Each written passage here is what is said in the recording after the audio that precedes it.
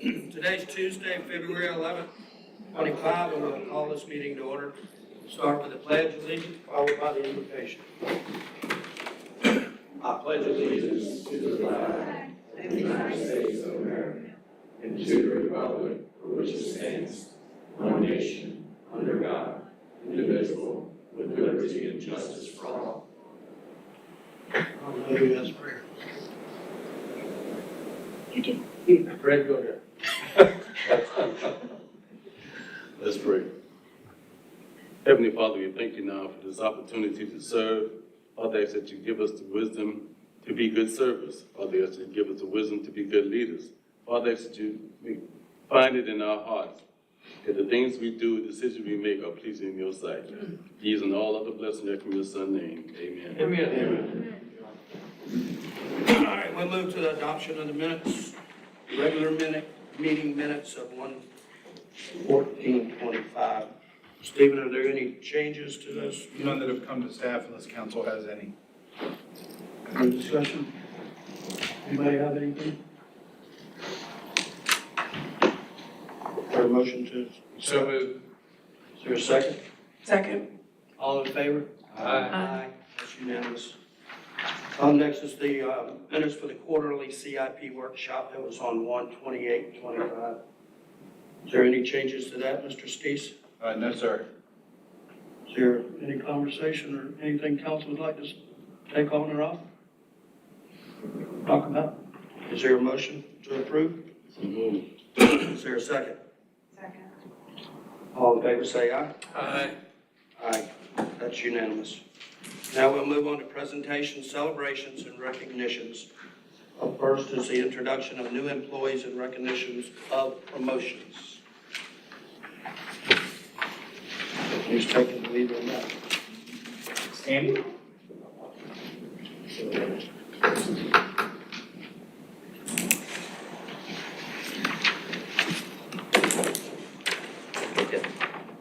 Are we starting first? Okay, we're starting with me.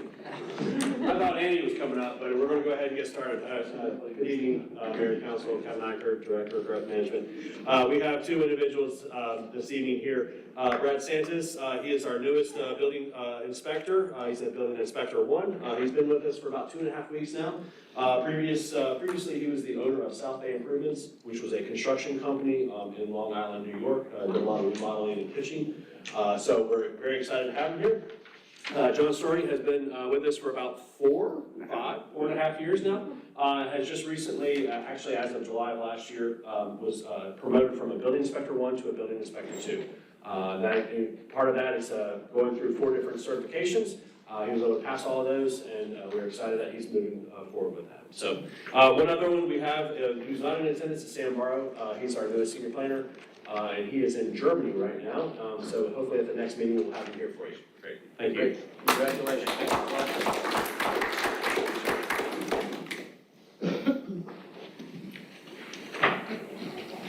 Who got next? Stephen, I don't see. Andy's directing them out there.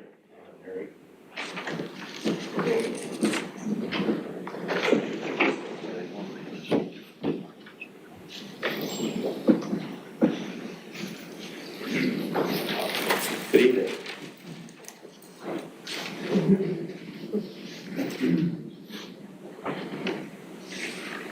Well, thank you for the opportunity to introduce my new staff that has started with us. We have Richard, he's been here 10 plus years now, and he's been promoted from a service worker 2 to a 3, and he runs our autograph system, which tracks all the work we do, equipment we use throughout the town and for all the guys, and trains them in using it as well. Then we have Abdil, right here. Maldonado, he came from Greenery. He worked there for a number of years, and now he's with us in our landscape crew. And next to him, we have Asma Sandoval, who's also from the Greenery, who's with our landscape crew. Doing a great job. They've become part of the family already, which is pretty good. And we have one more who's not here, Owen Dyer, single dad, but he's a graduate of TCL with associate's degree in the building trades. He's one of our maintenance techs, as well as a master mechanic as well. Good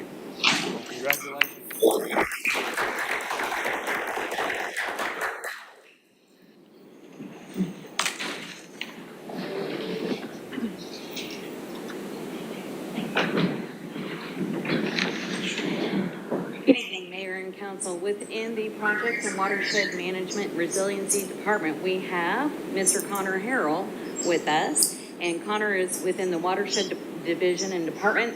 He's a stormwater inspector reporting to Andrea Moreno and comes to us from a health coach at South Carolina House Calls with a Bachelor's of Science degree in biology from the University of South Carolina. And Connor is right at the end of his 6-month probation, and spoiler alert, we're recommending him for retention at the end of this month. Thank you.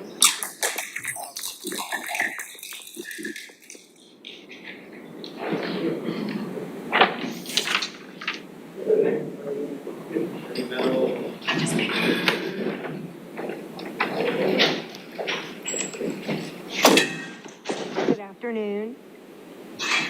I'm honored to welcome two very special people here to meet you tonight. You know them from several years prior to this, but I'd first like to recognize Leanne Lynette, who is the Welcome Center Coordinator, and she is actually from the IT department. She was a contract employee with us, and so we were lucky to have her transition over to a full-time employee. She is doing a wonderful job. And then we also get to welcome Melinda Penny back again from the town of Hilton Head, but with us prior to going to Hilton Head. She is the part-time Welcome Center Coordinator. And these two ladies have made a world of difference in that building and make everybody actually feel welcome when they do come in. Just a little background about Leanne. Like I said, she's a prior contract employee with the town, but she's from the Bachelor's Communication of Arts from Flagler College. And Miss Melinda Penny has a couple of accolades to her name. She was a former education. She was a teacher for many years. And she also has a degree in psychology from Syracuse University. So I'm honored to have them with me, and what a great group. So.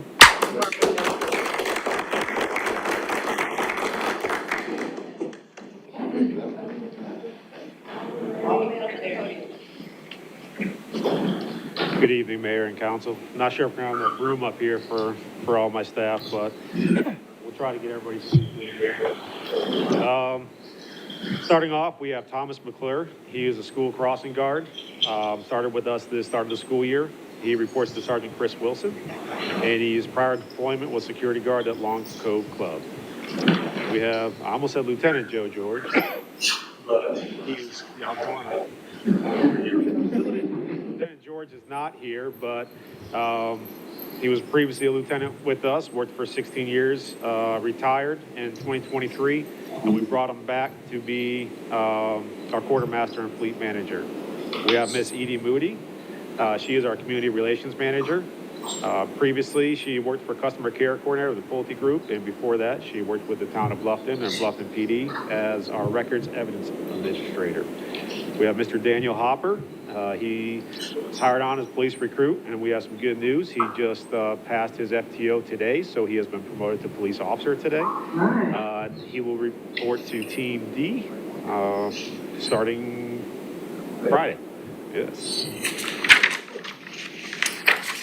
We have William Yospile, who is also a school crossing guard. He reports to Sergeant Chris Wilson. Prior to that, he was a U.S. Postal letter carrier at the U.S. Post Office.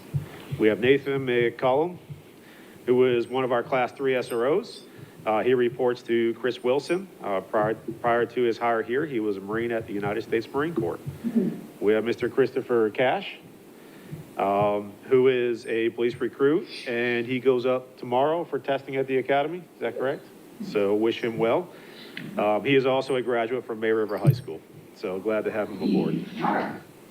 We have Mr. Rodney McFadden, who is one of our newest sergeants. He comes from Sumter Police Department and has been a police officer for 15 years, so glad to have him aboard and our mid-level supervisors. We have Lieutenant Brian Kazi. He's a police lieutenant with us. He was 14 plus years with Beaufort County Sheriff's Office. And if you remember, he was also the one who assisted Ozzy with that rescue from that burning car about 6 months ago. So he's familiar with the area, familiar with all of our people, and we're glad to have him aboard. We have Sergeant Robert Meehan, who was just sworn in yesterday as a police sergeant. He also comes from the Beaufort County Sheriff's Office, and he'll be reporting to Lieutenant Brandon Cooler. We have Anthony Polo, who is our intern. He's reporting to Sergeant James Perkins, and he will be working on our mentorship program and trying to get to become a police recruit. We now have several promotions to announce. First, starting off with Will Ayler. He was police recruit. He went to the academy with Mr. Hopper over there, and he finished the FTO process yesterday, and he was sworn in as a full-time officer. So congratulations to him. We have Lily Anthony promoted from police officer to police corporal in August. We have Ed King promoted from police recruit to police officer in August. We have Christopher Lopez promoted from police recruit to police officer in August. We have Danny Rickett promoted from police corporal to police sergeant in September. We have Dan Marciano promoted from police sergeant to police lieutenant in September. We have Craig Carafa, who is also, today is his 40th birthday.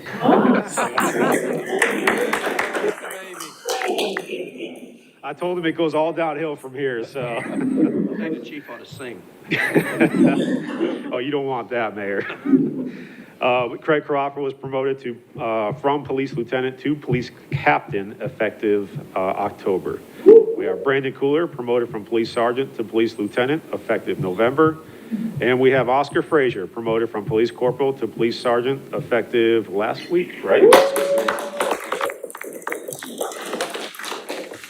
Thank you all very much. Great It's a job, pleasure. guys. We have a great crew here and definitely looking forward to doing some good things. So, thank you.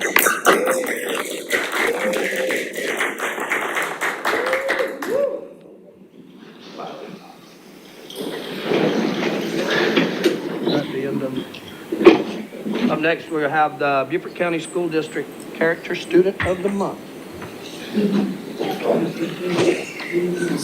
Jameson, would you like to come out?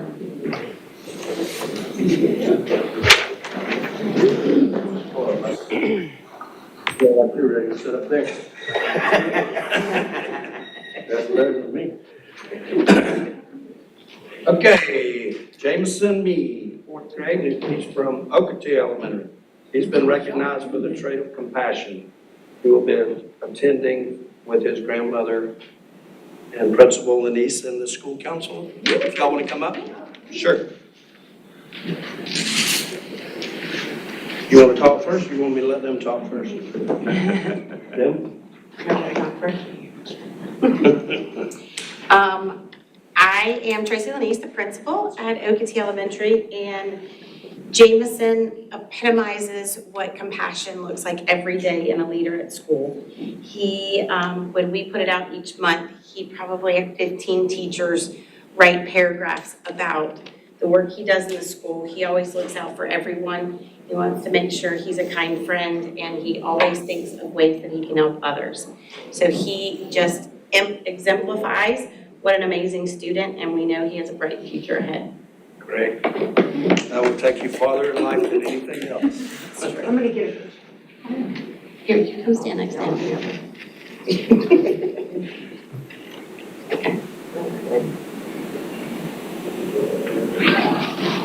Thank you. Okay, got a couple little special tokens for you. Oh, wow. You gotta be special to have these. And here you go, bud. There's your little, you call your stuff. You good there?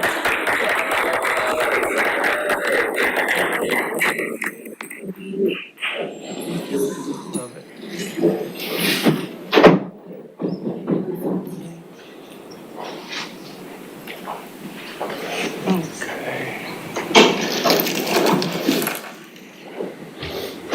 All right, up next, we have public comment. If I can read these rules out. During public comment, each speaker is limited to 3 minutes per meeting, regardless of whether the person is speaking on their own behalf or as an agent for others. Meeting attendees may not donate, transfer, yield, or give all or any of their portion of their time to another person. All public comments are to to be conducted from the podium and directed to the town council as a whole and not to any member thereof. All speakers shall be mindful and respectful of those participating in or present at the meeting. Speakers shall be expected to be civil in their language and shall refrain from comment or behavior that involves disorderly speech or action, name-calling, personal attacks, threats, obscene or indecent remarks, and/or disruptive actions. All speakers shall confine their comments to the issues under the jurisdiction of the town council. Speakers shall not use the public comment period to promote or advertise awards, businesses, services, goods, or candidates for public office. Any speaker that violates these rules and protocols for the public comment may be ruled out of order by the presiding officer. Any person whose comments have been ruled out of order shall immediately cease and desist from further improper comments. The refusal of any individual to desist from further improper comments may subject the individual to removal from the meeting and/or a citation under section 2-49 of the town code. And first we have Ms. Sharon Brown. Please state your name and address.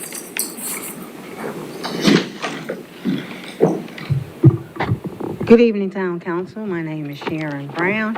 I'm at 163 Buck Allen Road.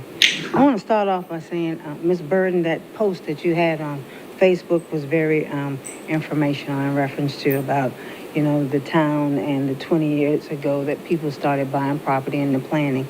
And it was very informational, so I'm certain that someone must have reached out and started complaining about all the development. I think you said 92% of Bluffton is commercial property or something like that, but I just wanted to share with you. Yeah, you did. It's right here. You posted. But anyway, let's move on. So I'm here because here we go again. Another resident reached out to me in reference to the police department, okay? So as destructive and incivility can be in everyday life, it is particularly harmful within our town council and our municipal offices. Local government should be about solving all citizens' concerns and problems and anything that interferes with equal governance and respect for the citizens in Bluffton. Yet again, I have a complaint within our Black and Brown community about the police department.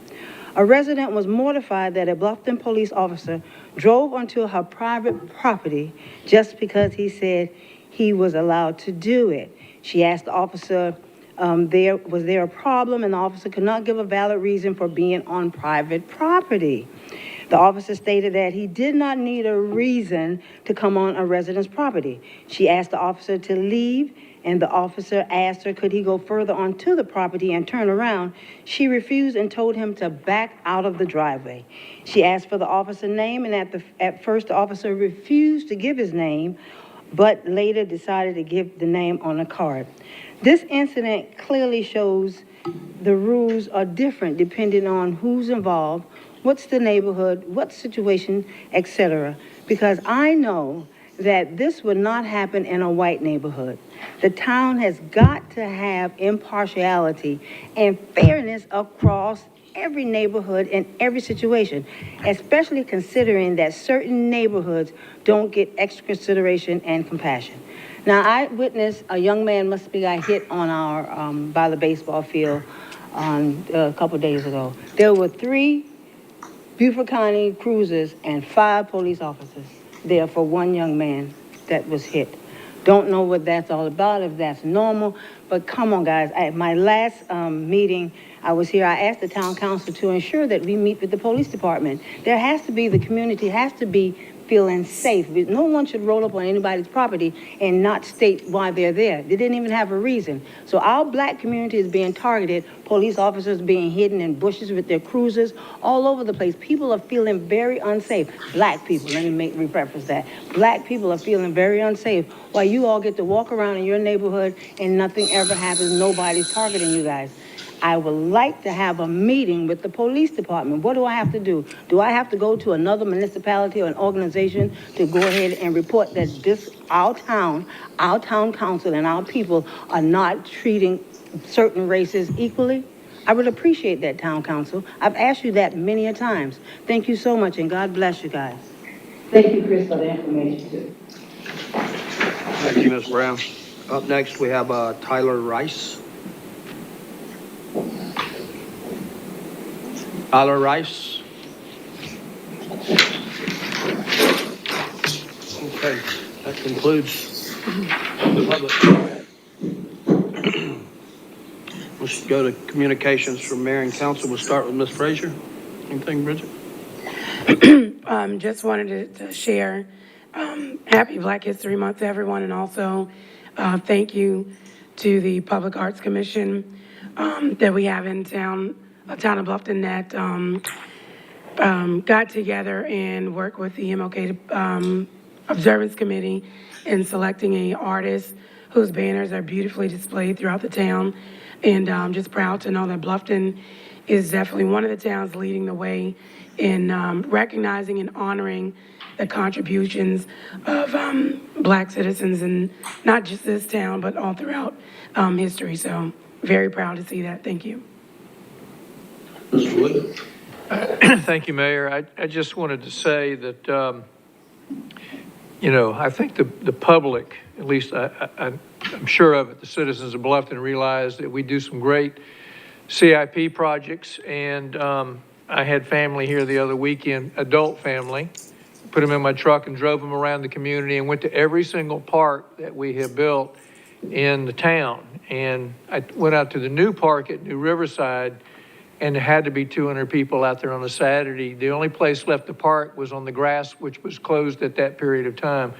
And I want to say also, we just had a great, fabulous ribbon cutting at the Squire Pope House, our new welcome center, and we drew a good crowd there.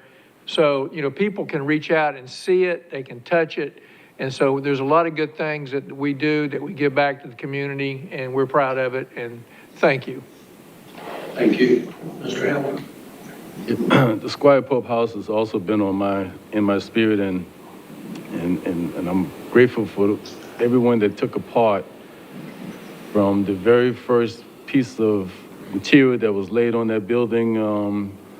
Our staff, I can't commend you enough for seeing this from the start to the finish, and I think our community showed their appreciation as well by the great turnout we had, and I'm looking for great things to come from that welcome center. Thank you. Thank you. Ms. Burden? Yes, I think Ms. Brown left, but I wanted to clarify her comment. I did make a post, but I said 92% are in a development agreement, so unfortunately she left, but I wanted just to make that clear. The other thing I wanted to say is when Ms. Brown was speaking about the child that was hit yesterday, that child happened to be hit right in front of me, and I want to commend our police department for acting so quickly and doing such a good job after just losing a 10-year-old a week ago in our community due to a car being hit by a car. Miraculously, despite being hit very hard, the boy yesterday was okay, and I just want to commend the police department for doing a good job on that. Oh, thank you. Yeah, that's way too much news about things happening to our young ones. I don't really have anything super important. I just want to say thanks to staff for organizing the trip to the Ghost Pirates, the hockey game in Savannah. It was a lot of fun. I was totally honored to be able to go out there with those guys that are this much bigger than me and all those pads on and drop the puck. I'm glad they didn't start swinging before I could get out of the way.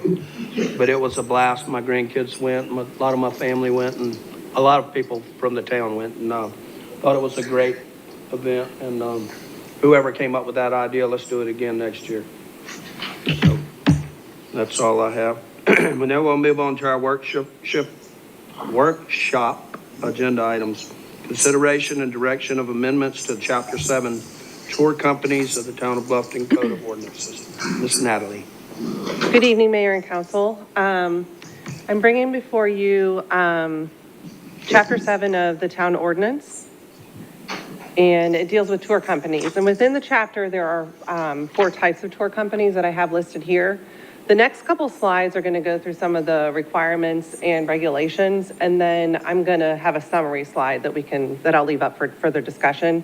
But I'll just kind of flip through these slides just a little quickly, just to highlight some of the areas. All of the types of tour companies or tour types do require a business license. Some of them do have a cap. So animal-drawn vehicles have a cap of 2 companies and only 2 carriages permitted at one time. They also all require a Bluffton history class and driver's license and insurance. Some differences between this one, there's a veterinarian certification, some design standards. Routes have to be approved by the police chief.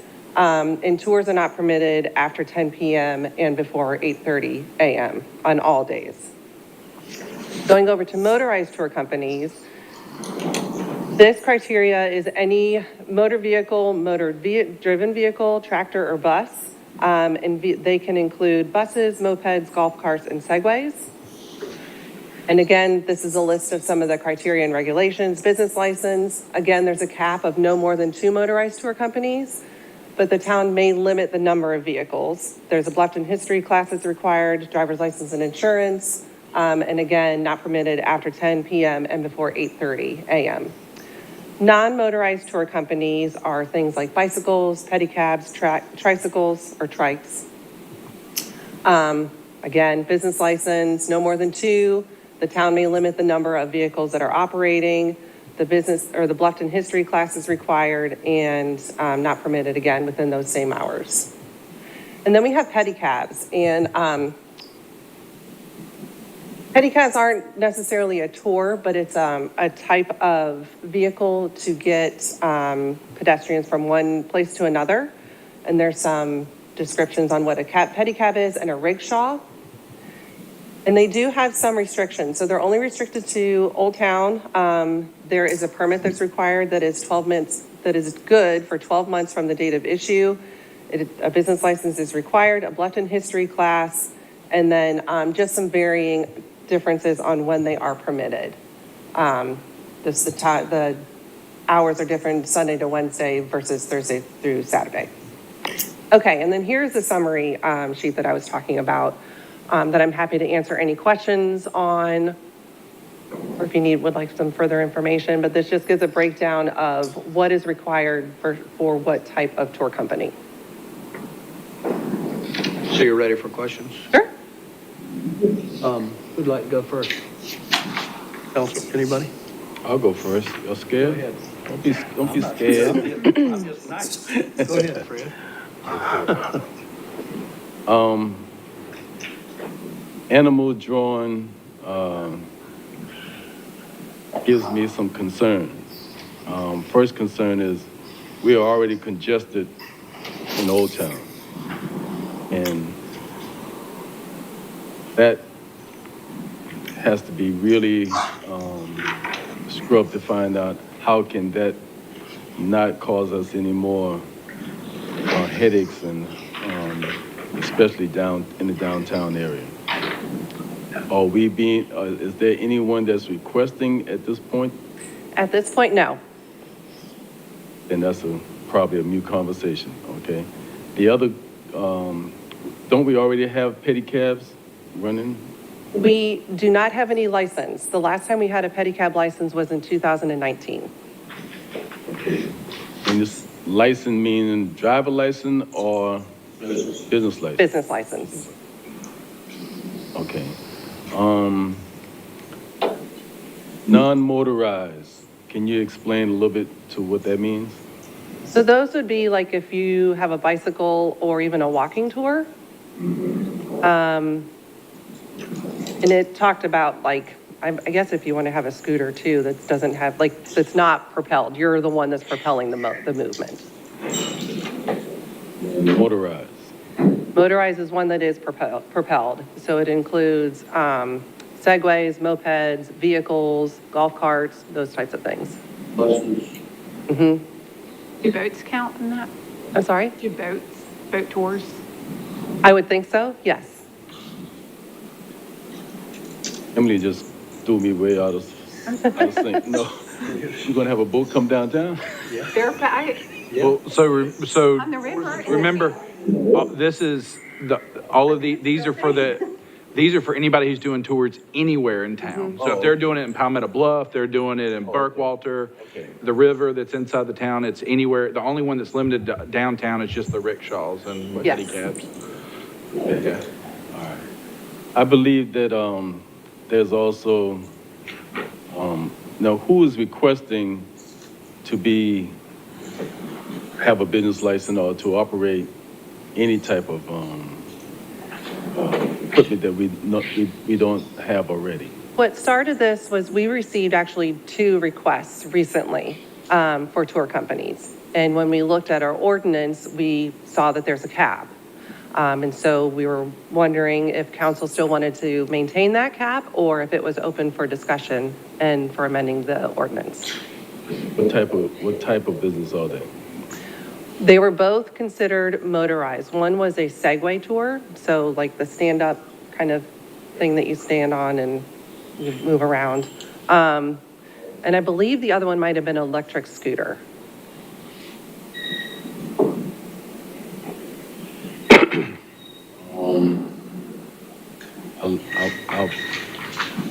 I'll rest right there, thank you. Okay. Go ahead, Ms. Frazier. I don't have any questions, more so just comments. I agree with Councilman Hamilton. I know part of the workshop you were asking for considerations on various parts of the ordinance. I would be opposed currently to any permits, even though we don't have any right now, you stated, for the horse carriage.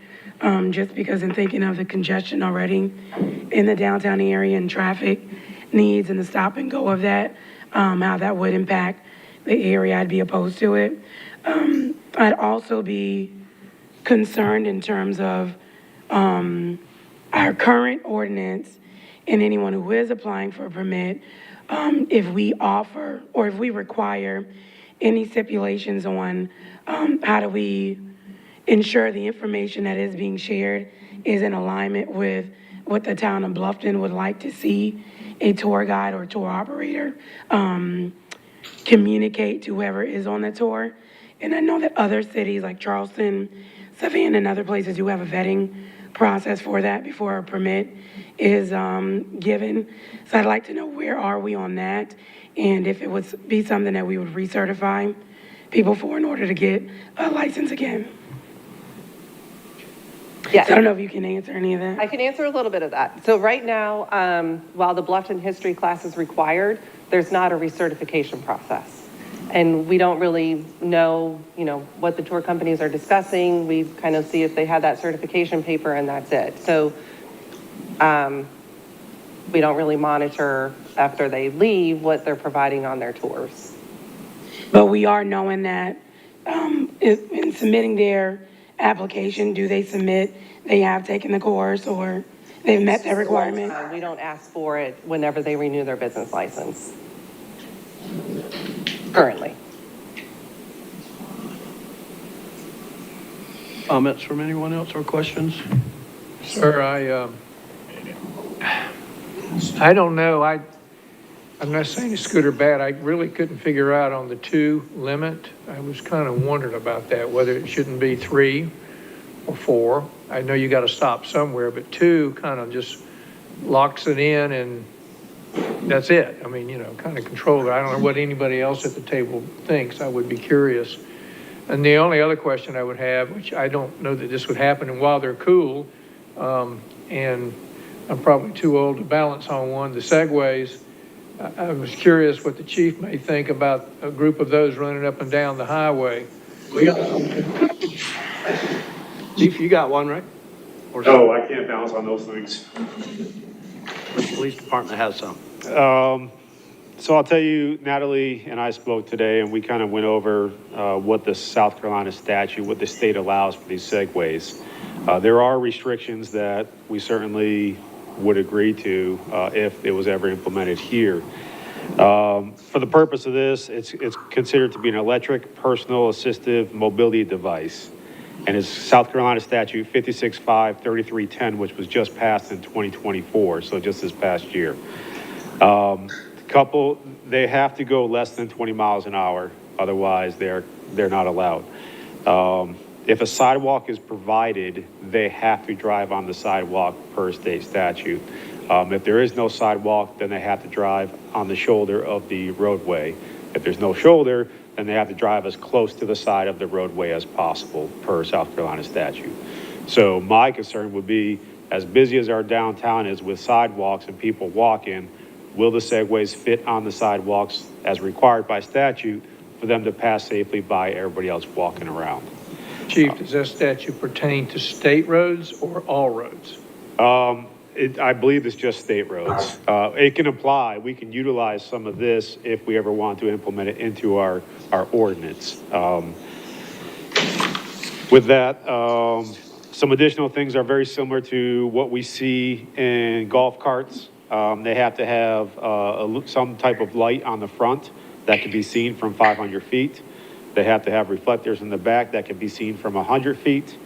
In addition to that, they need to have some type of signal or horn or bell that can be heard from 200 feet away.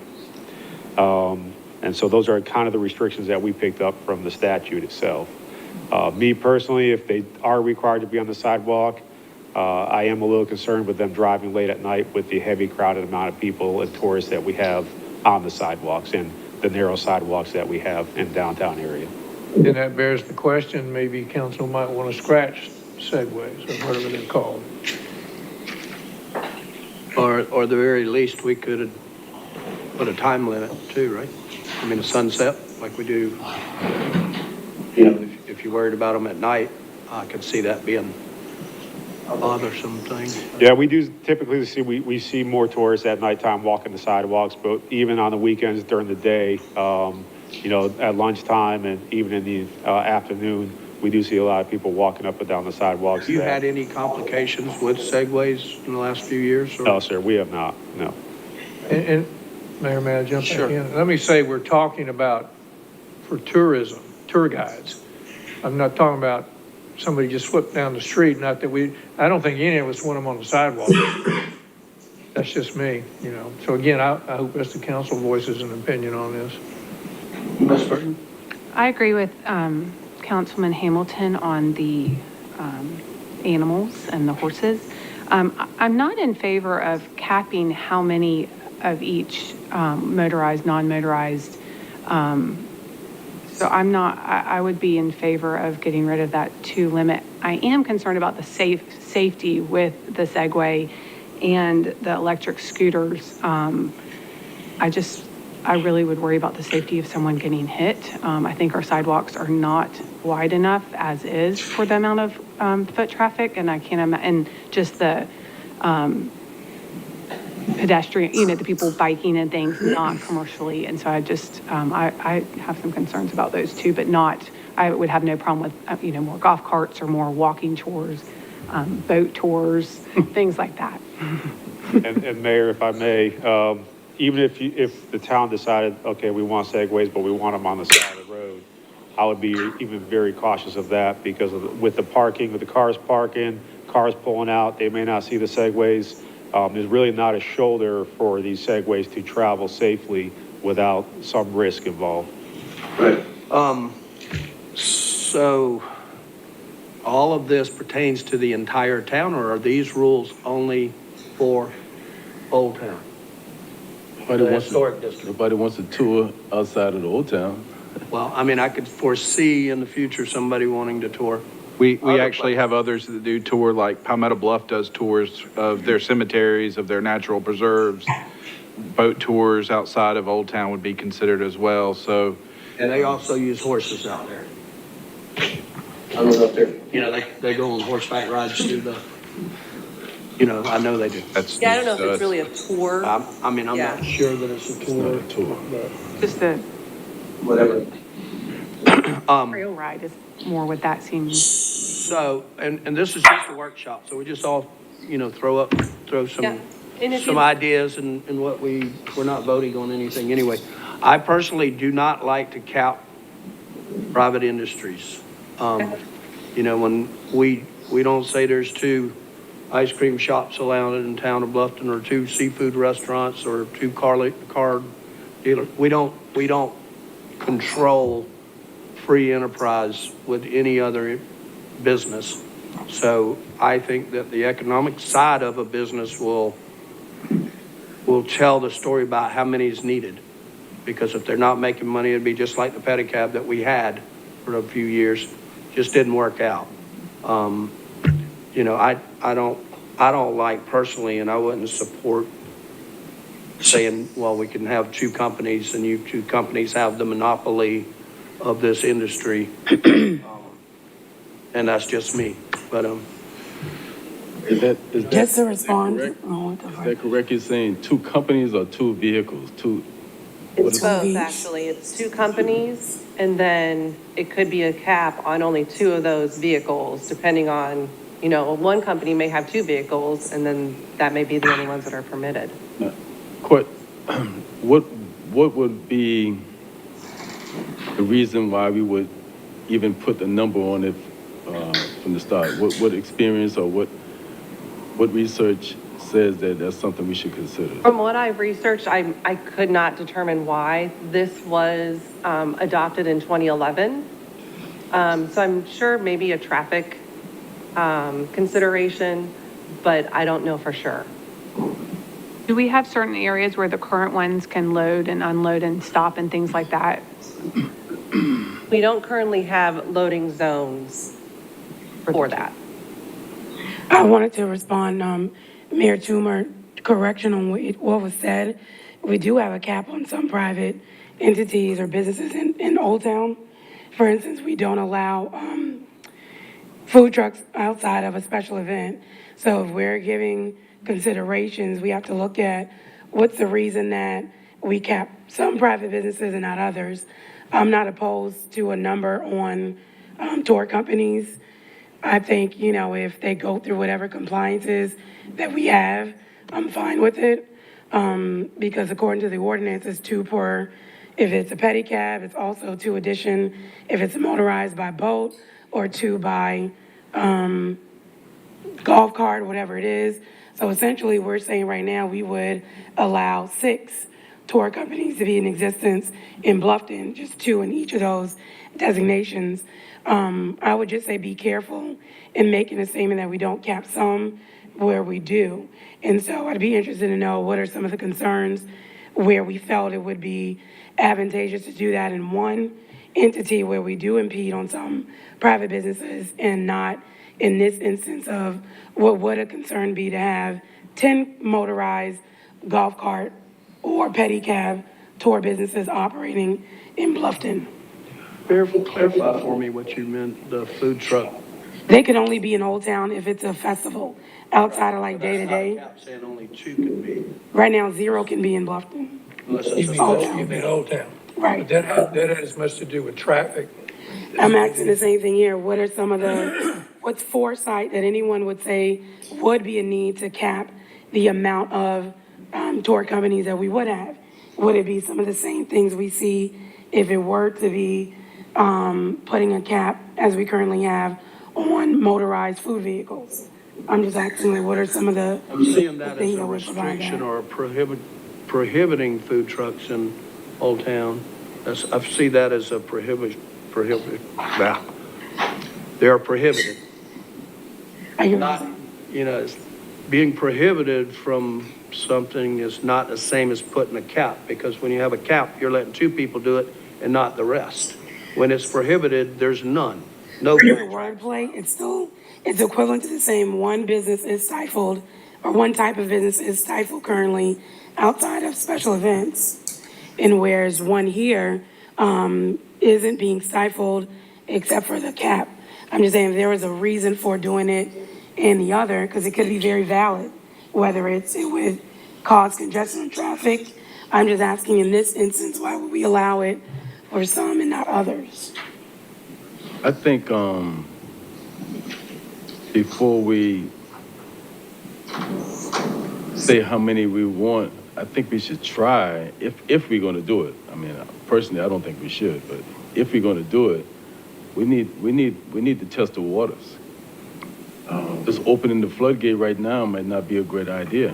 Because if right now saying, okay, let's let any and everybody that wants to have one of these motorized or unmotorized vehicle, be it tours, we could open up a floodgate right then and can't even manage it. I'm really leaning toward what the chief said about how he's concerned about where they would drive, how they would go up and down the town. So, Chief, your statement really raised my eyebrow a lot because I want to make sure that it's something you feel comfortable with, because you would have more experience in traffic than we would. Well, yeah, on that same thing, Chief, golf cart tours, and that's basically the most common sense way for tours to operate. They're not allowed on May River Road anyway. Right. They're allowed to They're on cross over, secondary but not roads. drive. They're all on May River Road, though. Yeah, they are. But they're not supposed to be operating on May River Road. So that's one way to control, on the other roads, whether it's Wharf Street or Calhoun or whatever, the speed limit's 20 or 30 miles an hour. I don't see golf carts causing an issue there personally, but, what was your question? You wanted- Well, I think I was finished. I just think that maybe we need to test, if that's the direction we're going, let's not just say we don't have a cap. I don't know if the cap shouldn't be 2, but if that's where we're going, let's make sure we don't do something that we have to recall. Maybe the cap moves up to 4. Right. And you limit it, and then you watch it, and you see how it works out. And then we can always revisit that conversation, but I think we're trying to help you. I don't know whether we're doing it or not. I think the pedicab is an issue. We don't want to do pedicabs, I don't think, because of the safety factor. And then another thing, too, I was curious about, excuse me, on the motorized could be a van, could it not? Yes. Okay, or a bus. Yes. So you could have instances, because I have seen tour companies come from Palmetto Bluff into Old Town. So you could have tour companies operating but only between those two bodies and somebody else wanting to operate purely in Old Town. It's happened. So, but if you only have a cap of 2, you can't do it. Yeah, well, tour buses and all, they've been coming to Bluffton for years and years. I know many of them come to the Oyster Factory even 20 years ago because they wanted to experience that. Sometimes they, and more times than not, they don't really buy anything, but then they may go to somebody's restaurant while they're here in Bluffton and go have lunch and buy some But did the cap, stuff. And we're not enforcing that anyway. did the cap pertain to motorized or it did not? Yes. Can we break down and not have, can we break down motorized to more details? Exactly. And the non-motorized, like I personally don't see an issue with capping walking tours. And so can we? You do or you don't? I don't think non-motorized, walking tours, I don't think we should cap it at 2. It's not, I don't see it, but not motorized, I think, can we break it down and have more specifics? So boats and golf carts and, they're not. Yeah, because river tours, they're operating within the town of Bluffton. In the ordinance, it is broken down by carriage, boat, bus, all of that is there. Yeah, let's define what a motor is. Okay, and I do have that. So what I wanted to kind of go through, maybe to what Councilwoman Burton was alluding to, was maybe we can start at the different types. Yes. And see if you still want to go through with keeping them in the ordinance, or if you want to completely take them out, or if we want to amend them. So with the animal-drawn vehicles, do we want to continue to have that in the ordinance? Would this affect trail rides at Palmetto Bluff? You'd have to limit it to, if you wanted to outlaw them, you'd have to limit it to just the Old Town. Or it would apply townwide and it would apply out in Palmetto Bluff. Now, whether they're tours or not, Right. That's a definitional problem we'd have to figure out. I wouldn't think that they would be classified as We're not going to tour. enforce either. I wouldn't think a trail ride up Palmetto Bluff on a horse is a tour, personally. I just wanted to confirm before we say no animal-drawn. I just want to protect Old Town. Yeah, we don't need. And, Yeah, we all do that. maybe that didn't sound right, but the congestion in this area is out of control right now. Yeah. And I think that's where this is coming from, is I think some of these restrictions were put in place trying to just think about restricting within the historic district and not realizing that it actually goes town-wide. So it could be that we could look to come back and say, within Old Town, we only want, we can take what y'all said and come back with some suggestions, but it could be like within Old Town, we don't want animal-drawn vehicles, but it could be in other places in town, as long as it meets the requirements, and so forth like that, and we can bring back. The other thing is when the people came in asking about opening doing the tour, it raised the question of, it limits it to only 2 throughout the entire town right now. So that's why we wanted to bring it, because technically we wouldn't even be able to license another company, and we probably have more operating than above the limit that we currently have for some things. So that's why we can go back and try to pull and see what's operating, because I haven't heard any concerns about what's currently operating in Old Town and through the town. So if we, let's say we have 4 operating right now, that may be a good basis to go if we want to have a number limited.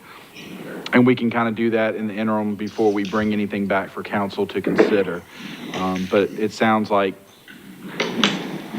we think the number may be a little low, that it needs to be higher.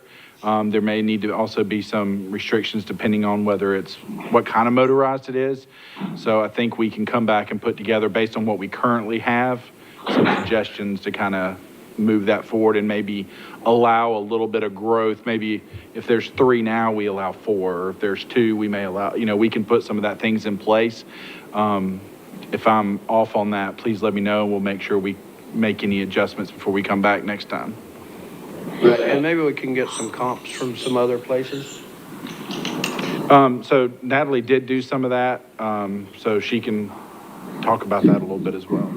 I looked at the town of Hilton Head, Beaufort County, City of Beaufort, Charleston, and Savannah. Town of Hilton Head does not regulate their tours, nor does Beaufort County. City of Beaufort does have a horse-drawn tour carriage ordinance. It applies only to their historic districts, and they also have an advisory committee that assists them with the certification for those tours. Charleston and Savannah are much larger than us. They have a whole division and a committee that assists them with their tourism and the tours that they offer. Savannah offers badges. Charleston has the certification. And again, they've got commissions. They also have to have monthly reports they provide to the city. And City of Beaufort has quarterly reports that are required. None have restrictions on the amount of tour companies. I could not find any restrictions and when I reached out to them as well. Nor the type, so do you think they have Segway and the electric scooters as far as? I did not look at the types, but I can. Thank you. My last question on this, would we grandfather those existing companies into whatever limit we do set into this? Because I know we have, if we're looking at motorized, for instance, about 4 or 5 currently operating, and probably only 2 with a license. So how would we look to approach that? And then when I say motorized, not including those on boat, just motorized through golf cart tours right now. So that was where I mentioned, like, if we can get an idea of what's existing currently, I don't think anybody's complaining about the number that currently exists, is maybe we use that as the recommended baseline for anything if we do want to have a limit. And like you said, if there's 4 that we know that are kind of operating, that we can start at that point. And that's where I was mentioning that. Does that sound reasonable? Right. Okay. The question is, like you said, is which ones are actually licensed versus maybe out there operating that we aren't aware of. Okay, so we'll kind of put some parameters around motorized, the location for the animal drawn, and then some other considerations. We had talked about the number of tour companies permitted, the Bluffton history class requirements. Any considerations? Right now, it just says that the Bluffton history class is required. I think that's vital for us to send the right message and for everybody to have same worksheet to work from, because I remember a few years ago we had an issue with people making inappropriate, inaccurate description of who we were as a town, as history goes, that is. So I remember that. So, and we had to, and that was someone from the DOSA, so we had to pull them back in line. And then also with the tours, are we only going to require the history portion of it? Repeat that for me? So if there's maybe like a walking, when we open the new Riverside Trail, there could be a walking tour of the various plants or birds or wildlife in our area. Are we going to have a requirement for that type of tour? Or food tour or something like that may occur.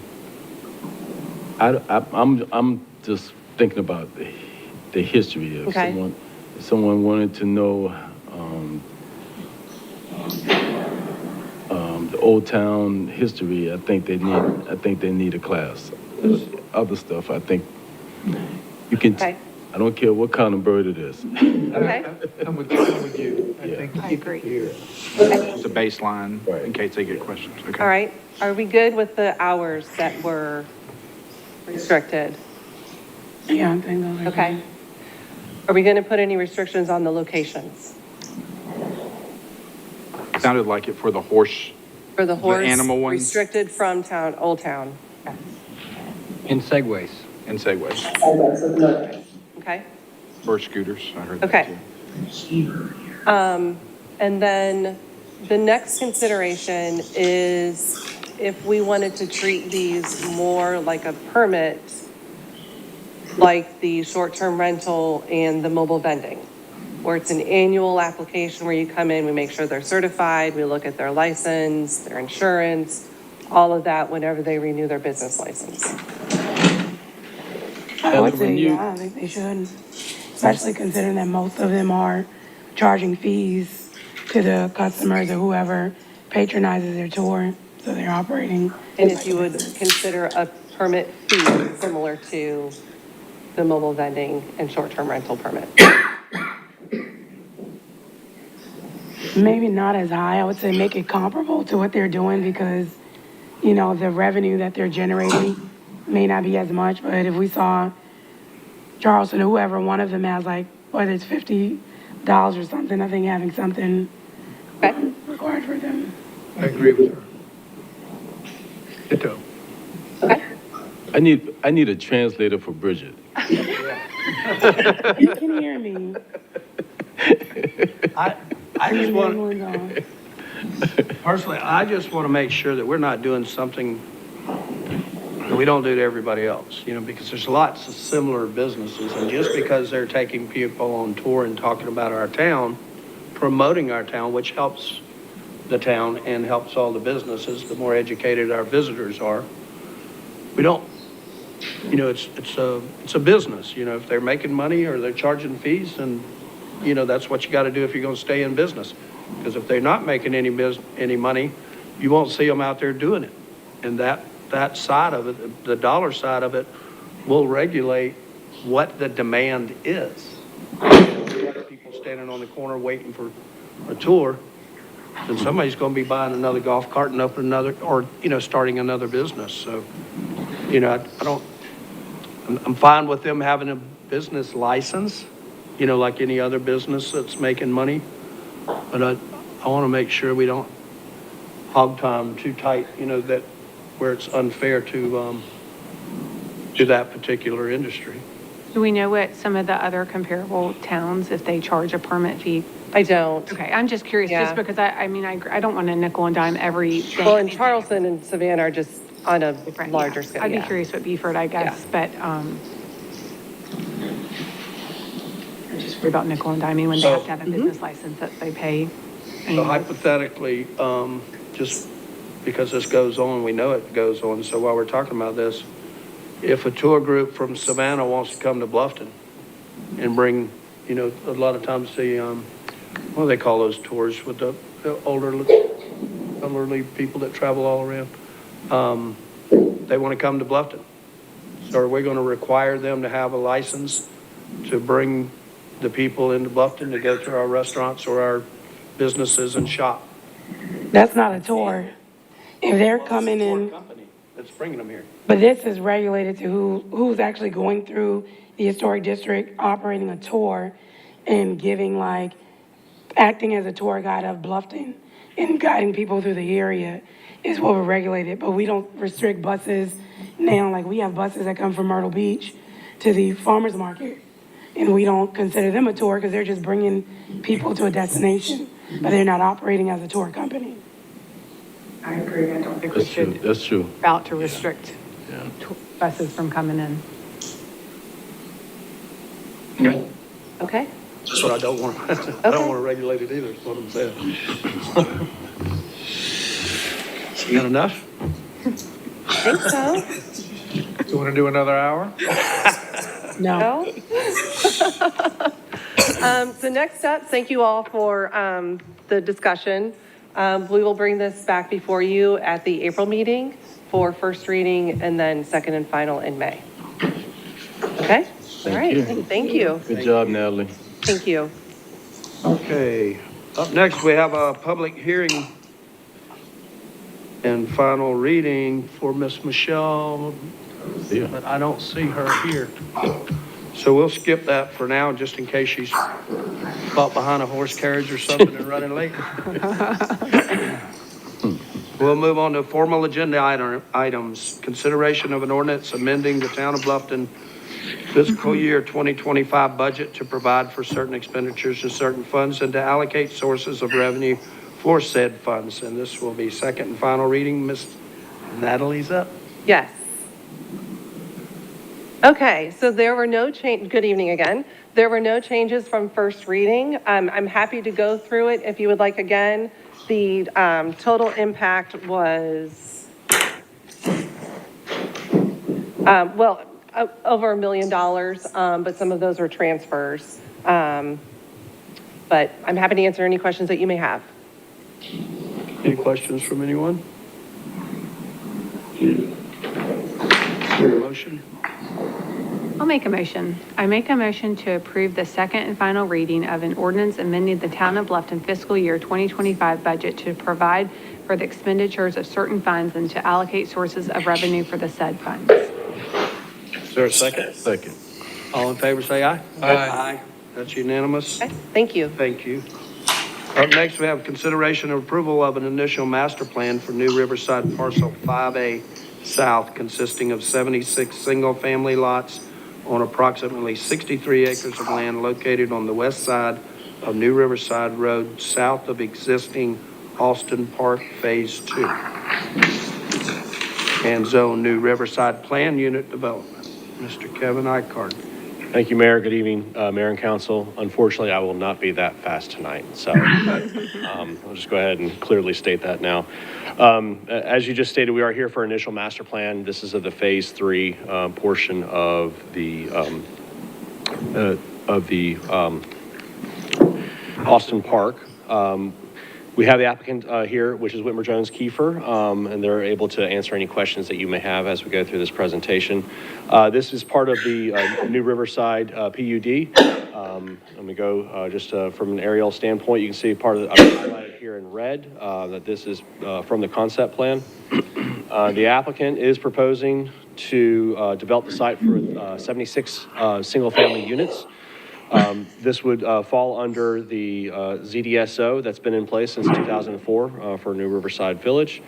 Some of the concerns that, were previously, that we previously had was dealing with traffic, and I know that it always comes up from a traffic study. The initial traffic study was performed for New Riverside when it was initially conceived. And what we did is we required that in essence, like a technical memo was provided specifically for the connection on Phase 3 into Holly Hill Lane. So I'm jumping around here a little bit, but just so you know, this did go in front of Planning Commission February 22nd, 2023. So it's been 2 years. In that time between Planning Commission and coming in front of you, we had some issues with Holly Hill Lane, the road, the right-of-way, that I'll show to you here in just a second, of dealing with there were certain easements that were on properties, and it just took a very, very long time to get all of that information taken care of, getting those easements removed off of individual properties. From a legal standpoint, it just took that amount of time. So that's one of the reasons why we had that. The other was that we did require the applicant to have a community meeting. Staff member Dan Frazier was in attendance at that meeting. I believe that was months ago, if not over a year ago. And I don't believe there were any concerns necessarily with new development, but just the amenities aspect. The existing residents had concerns that these new residents would be using the amenities in their site, which is a private use, private issue, and wouldn't necessarily affect the master plan portion of this. So I just wanted to kind of throw those out there. Again, here's the site located off of New Riverside Road. It is north of the Haven, south of existing Austin Park. From an aerial standpoint, you can see here, this also has to the west, southwest is property that is owned by Beaufort County for a passive park. That came in front of you five years ago, I believe it was. And with that, the access from Holly Hill Road or Holly Hill Lane, if you remember that when the county came in, it was determined that they would be responsible for construction of a gravel road from New Riverside Road along Holly Hill Lane, which is just a right-of-way right now. There's no pavement or anything there now. The gravel road all the way back to their site, as well as an 8-foot wide paved pedestrian path. So that was clearly established when that master plan came in. With this master plan, as it's come in, I have the image here of the layout of the 76 units. We worked with the applicant to make sure that as this moves forward, the portion of Holly Hill Lane that is from New Riverside Road, here where my cursor is located, Benton Circle, which is an existing driveway connection point, would be required to be paved. So that portion of roadway would be paved, as well as paving the pedestrian sidewalk at that location. What this does is it gives an opportunity to have multiple access points to the site. I think the initial project when it came in, it just had an access to Benton Circle, and we worked with the applicant to provide that connection of Holly Hill Lane, as well as obviously internal connections. The Holly Hill Lane section here, you can just show that there's vegetative buffers along both sides. Now, you might have some concerns with, what type of impact will this be on existing residents in Phase 2? One of the things that we could look at is with this buffer is providing additional vegetation in it once it's constructed. There's, in essence, right now it's planted pine trees that are out there. So that's not necessarily a great buffer, but what we would like to do is to working with the applicant, working with staff, being able to go back in and selectively provide additional bufferings on both sides. And what that will do is provide 2 layers of buffering between existing residents and then future residents. As I stated, this did go to Planning Commission, and there were some they had a conditional approval when they were presenting this, or the recommendation. I will go through this where it says the first phase of development shall be constructing the Holly Hill Lane from New Riverside Road to their entrance at Benton Circle. This includes connectivity to Austin Park development to the north. Construction of the road will initially consist of sub-base binder course with top coat to be added prior to final certificate of compliance. Reason behind that is that this is also going to be their construction entrance. So we wanted to make sure that we didn't completely destroy the road, but towards the end, they would be able to come in, put that last coat of asphalt in, so that way it is in essence, a new looking road. Yes, sir. May I jump on that? Yes, sir. I know in a lot of the developments, when they use the roadway like that, they leave about a quarter of an inch short from where the curb is to do the final, Yes, sir. pave over.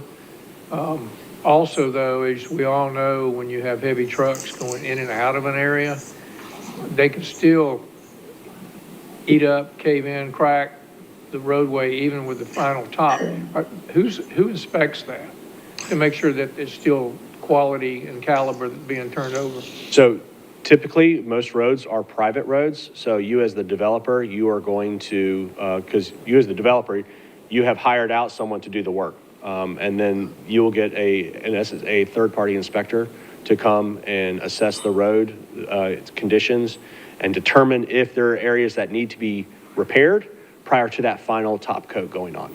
See, that's the developer's issue. Yes, sir. Since we're going to keep it, you want us to keep it, instead of coming back with questions, just go ahead. I'm happy to do, Okay. You say, okay, so this is going to be their construction entrance, which I think is great, because you know how many times we've had issues with coming through a development that's already built with new phase construction. I do have a question with the amount. I want to make sure that everybody knows what the long-term use of this road is going to be as well, in the connectivity. I don't want them to say, oh, well, we can use it exclusively until construction's completed, and come back like some other developments where they still have 3 lots to build 8 years later. So when will that, you know what I'm talking about? Yeah, I want to see the road go all the way to where it's supposed to go, and I'm not saying that they have to do it, but they won't have total control of the road. When will the road become usable by the general public? Maybe that's a good question. All right. Okay. Well, by the general public, the full length of the road to the county's property. Hypothetically, if the other involved players want to go ahead and build the connector road, the other section of it. Okay, I believe you're referring to a sequencing standpoint, from sequencing. Can you go back to the drawing? Well, yes, for the timeline, as far as the rest of the Are you speaking, improvements. Mayor, to these people here being able to come in and out of the road? No. I'm talking about these people that are going to be coming on this road right here Yeah. and keeping on going onto this Okay. road here. All right. Can you tell When me, okay about phase 2 and phase 3 using can you tell us what part of the United States y'all in? Right, okay, so this development, they're obligated to build from New Riverside Road, right here where the cut through is, to this entrance into their new development. But that also connects to the phase 1 and 2 as well. Yeah, well, that's on them. Yeah, I'm sure they will connect that. Yes. So what I'm saying, there's a future desire for this road to continue. So once the road's built, and if the road if we're ready, or the people are ready to extend the road, are there any restrictions, is what I'm trying to say? For future construction? He's talking about Holly Hill Lane from where it is now. It's being proposed to go into connect to Benton Circle. He's asking the full development of Holly Hill Lane from one side all the way to the other side to include where the, What I'm saying, Kevin, is once they build this for their construction, Yeah. do we have to wait a certain amount of time before No, it becomes, public access to continue on through? So if the other people want to start building the road on the other end of their obligation, they could start, anytime. they could start at any time, Once- yes. Once they start using it for construction? Yes, yeah, Or, yep. okay. Yeah, I and, just don't want it to get tied up in 5 years or 8 years with a and, technical. correct, and I'm not, by no means am I trying to speak for the applicant, and they're here, if there's questions, but, since this is only 76 homes, most likely this is in, I'll refer to it as like 1 or 2 subphases, meaning that this will most likely go relatively quick, for construction of the homes, and then once they've gotten to a point where they're able to close out of the entire neighborhood, then they would finish off that last top coat of the road, and then you're not going to have any more construction traffic.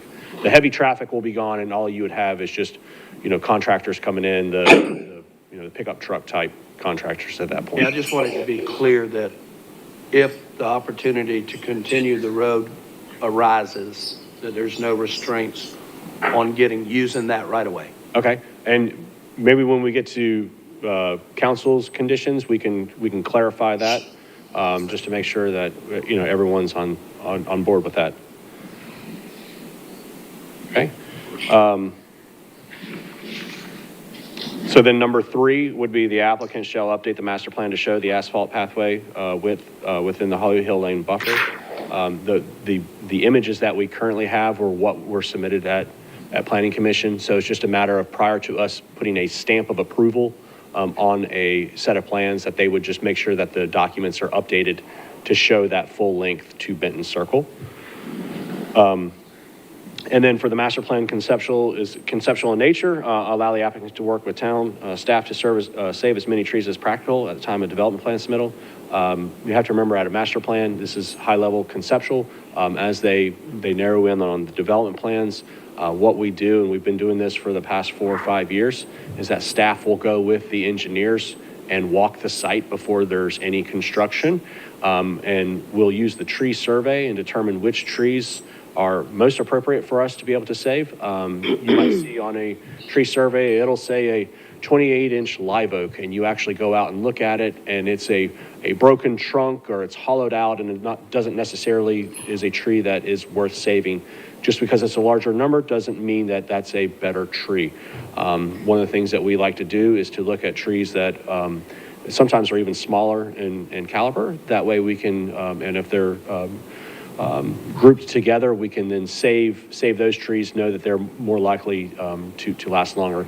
What that does is sometimes we have to adjust lot lines based off of what's on this plan in order to save those trees. Kevin, I have a question. Do we give a timeline of expectation of completing the buffer when you all submit when an applicant gets the conditions of their master plan in regards to, we know the impact of the neighboring residents, and once they see like the clear cutting and other things of the outroar or the uproar that we see, that what they thought was never going to go down goes down.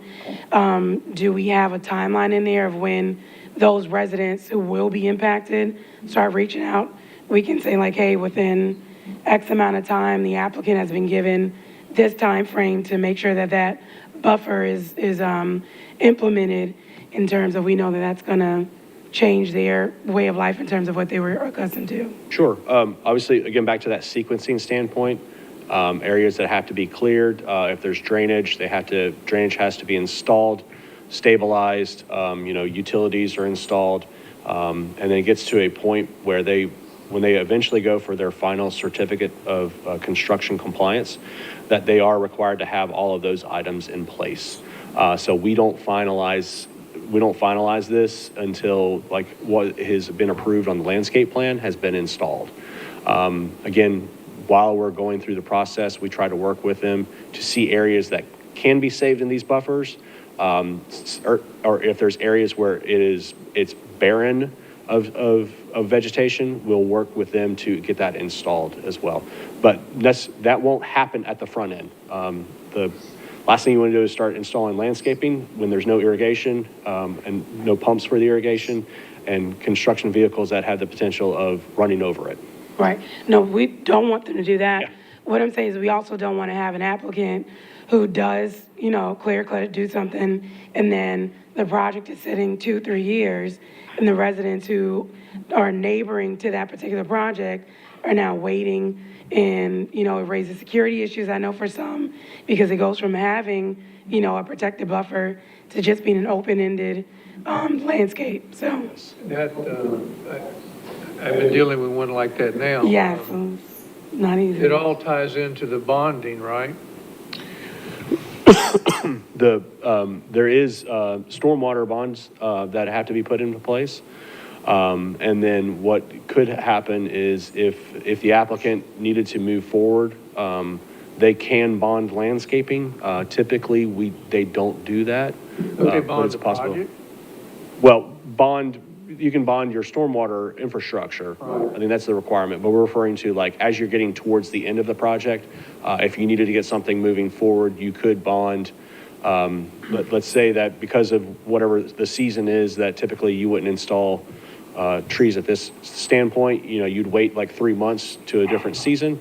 You could bond that amount in order to get your approvals, knowing that you have to come back in and still do that. The reason I ask is, and to her point, is, and I talked with Heather, might have even been another phase of this where the portion's done, there's a bond sitting out there, but the developer, there's some issues with some residents, and they've actually been going to the state, but the developer hasn't closed out, and so it's status quo.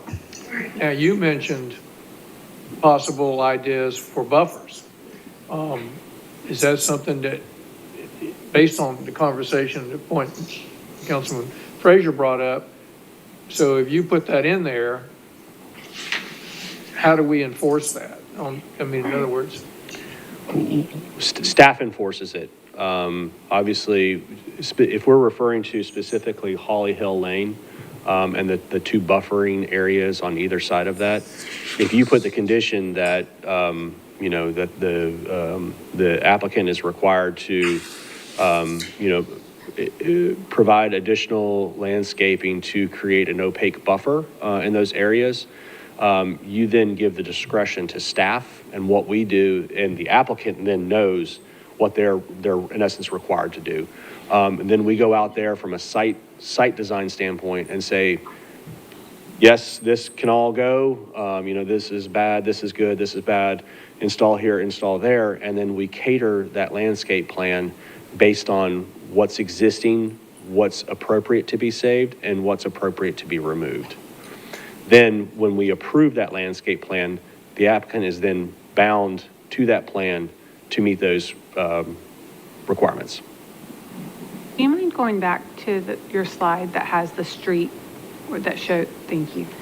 So you're saying the 40-foot vegetative buffer on both sides at the beginning will be cleared, or some of it will be cleared, or is it going to remain untouched? Potentially cleared, depending on if there's areas of infrastructure that's required, if there's areas that are, if you're cutting across a buffer, you're allowed to cut cross buffers in order to install infrastructure. We would be picking this all up during the development plan process. So that way we can go out there and see those areas and say, you will not touch these areas. You can cut through here to provide, whatever necessary services. You might have to, install a storm pond, or you might have to do slight grading in order to get, water to run off to a ditch, things of that nature. We wouldn't know that until the development plan.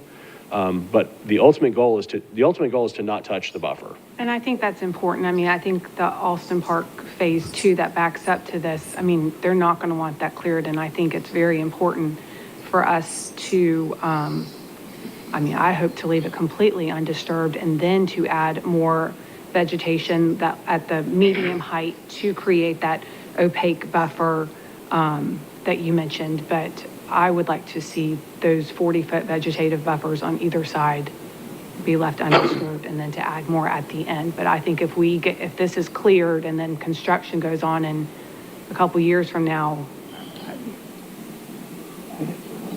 I just don't think it's right for the people backing up to that.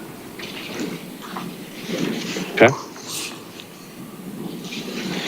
So Kevin, are you asking for council to consider adding the 40-foot buffer on each side that is not part of the planning commission recommendation?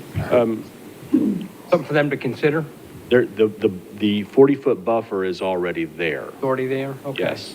So it's parcels have been established. Is there a screen with the planning commission recommendations again? Yes, 1 second, please. Here you go.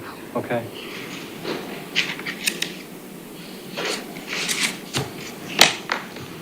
So number 6 talks about providing the fenced buffer. That would only go from New Riverside to Benton Circle. Is that correct?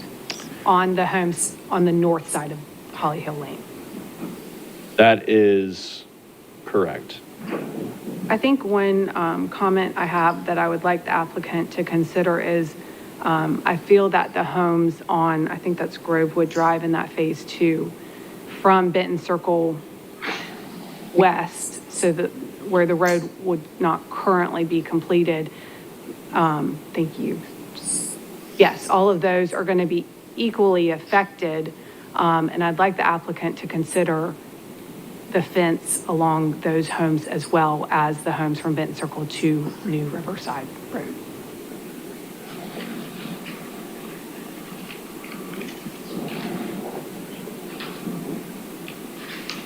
Okay.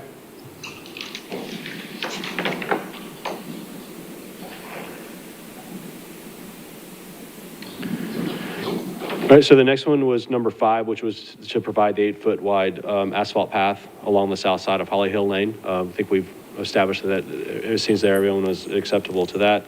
And then number 6 was providing the fence buffer along the north side. And as Councilwoman Burton just stated, for the entire group would be to include that along, running along Holly Hill Lane, south of Benton Circle or southwest of Benton Circle, along the homes that back up to phase 2 on Grovewood Drive at this point. Okay. So those are and I'm kind of writing a little bit of this down as we're going through. These were just the Planning Commission's recommendations to you. We do have the review criteria. I will not go through these. They were all met. If you had certain questions or concerns, I do have them available that we can pull them up to provide more detail. Your actions this evening are to approve this application as submitted, approve it with conditions, or to deny the application as submitted. From a process standpoint, you can see here, we met back in March of 2022. Went through the process. This got in front of Planning Commission for their recommendation in February of 23, and we're here this evening for the final consideration. I know we've had a lot of questions. If there's any more questions of me, the applicant is here and can answer any questions that you may have for them. If not, I do have a suggested motion. What we could do is if you were to make a motion for conditional approval, that item number 6 would say, consider providing a fenced buffer along Holly Hill Lane, adjacent to the homes that back up to Holly Hill Lane, from New Riverside Road to the end of homes in phase 2. Question. Yes, sir. Does that fence buffer fill the desire for vegetation? So if I could, my recommendation, and this is working with staff, this might be a better representation. What we could do is, the options is to put it along the property line of the homes. So that way they have the immediate fence as the buffer, and then the vegetative buffer would be behind that. While it is smaller, lower, it would then grow and then grow higher than the fence. So you'd have a lower level buffering, that mid-level buffering, and then a higher tree buffer. So it's a multi-level buffer. So we're talking about two buffers.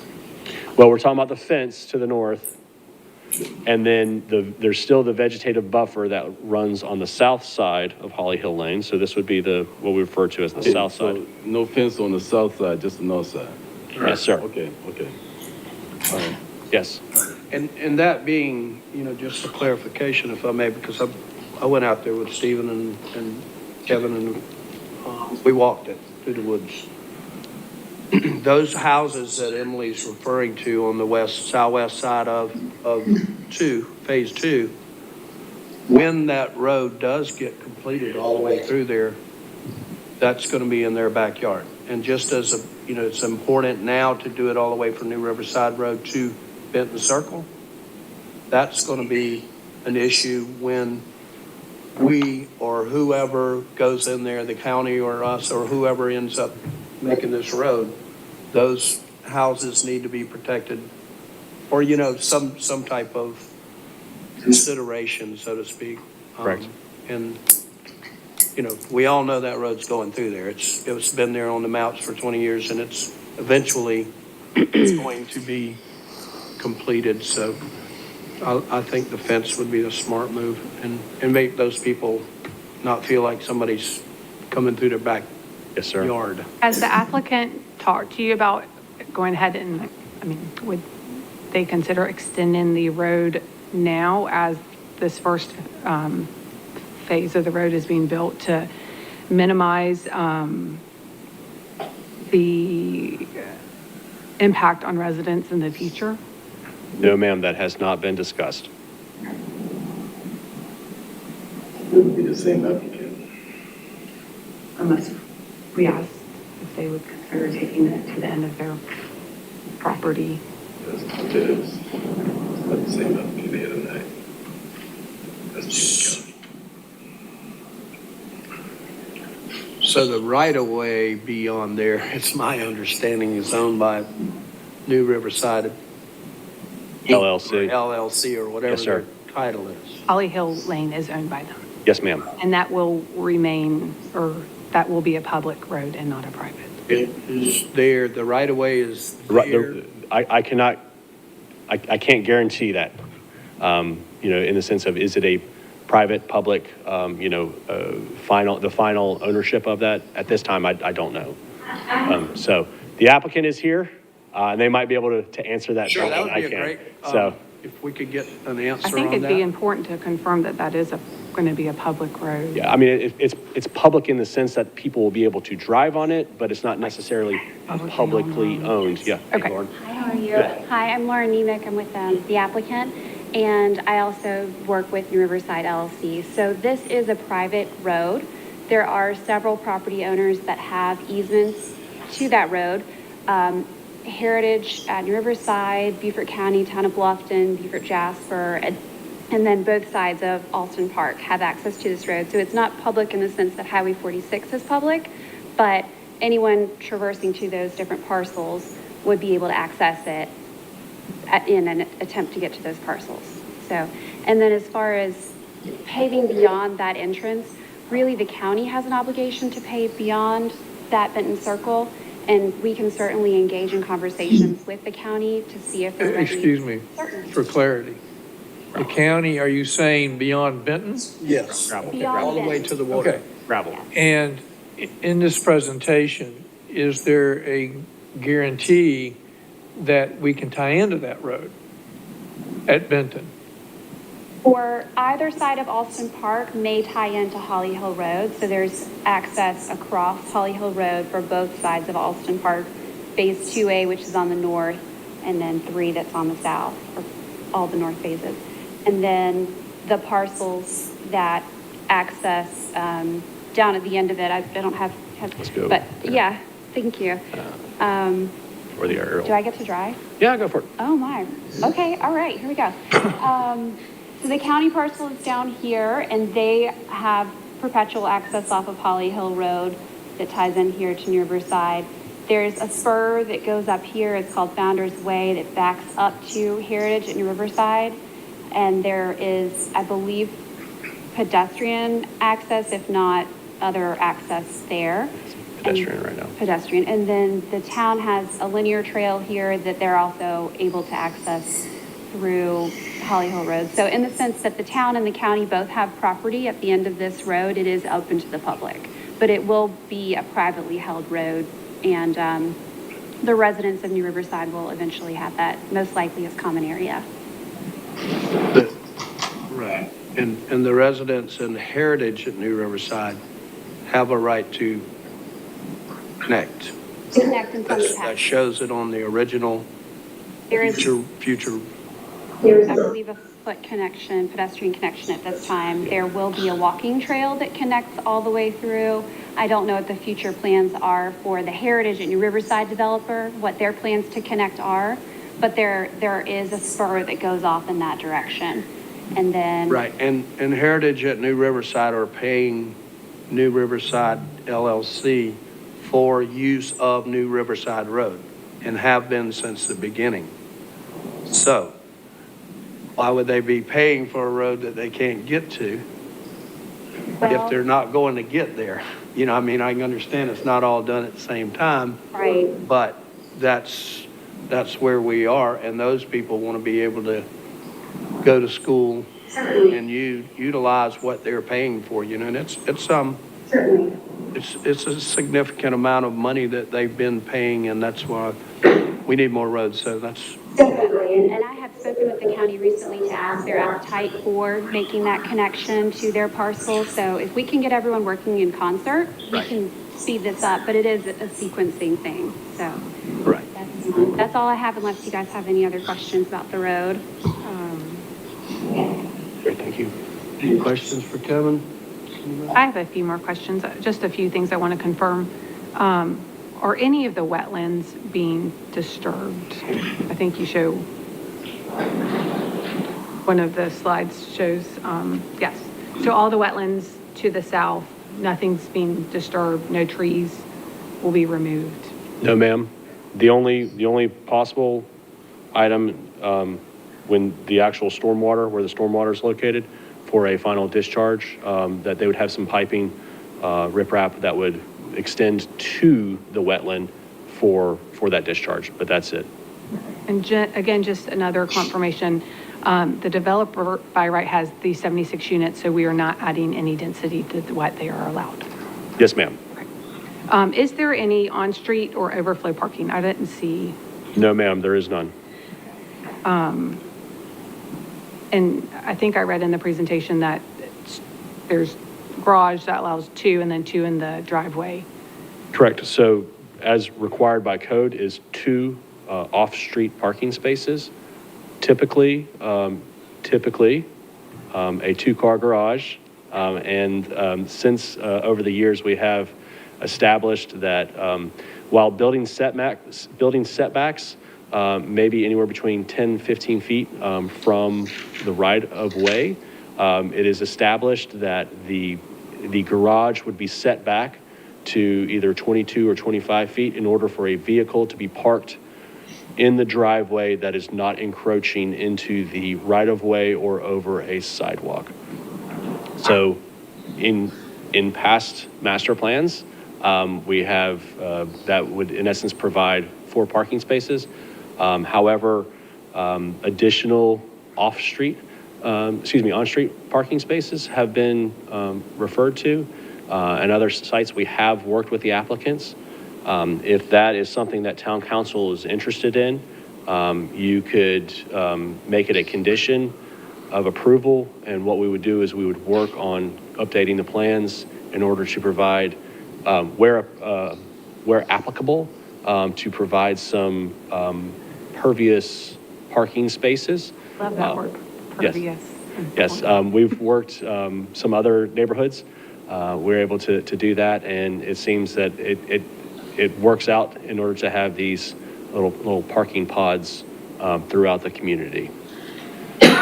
If that's something that you're interested in, you could let that be at the discretion of staff. Just looking at this plan, there are multiple areas that are unprogrammed with homes that could facilitate parking along roadways where there's green areas.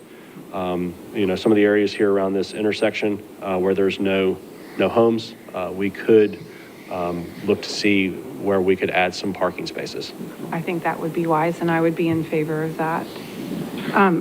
When, and you might have said it, and I apologize if you did, but when will the sidewalk be completed from New Riverside to Benton Circle? That's part of that phase one, and then for the final, prior to that final construction compliance, they would be required to have that constructed. One thing that I just would like the applicant to consider whenever the road is extended past Benton Circle is for there to be some sort of crosswalk and possible stop sign right there at Benton Circle and Holly Hill Lane. I think with the potential elementary school, I think it's smart to try to think, be proactive and think ahead on these things. The last question is the traffic study. When was that last updated? The technical memo was provided in 2023, and I do know that the traffic consultant is here. If you have specific questions about that TIA, they can answer that. One thing that I did not see was that from New Riverside Road onto Holly Hill, I know that that is a 2-lane road, but there will not be a right lane turn onto Holly Hill Road. That is correct, and I'm happy to have them come up and be able to provide an answer for that as well, if that's appropriate.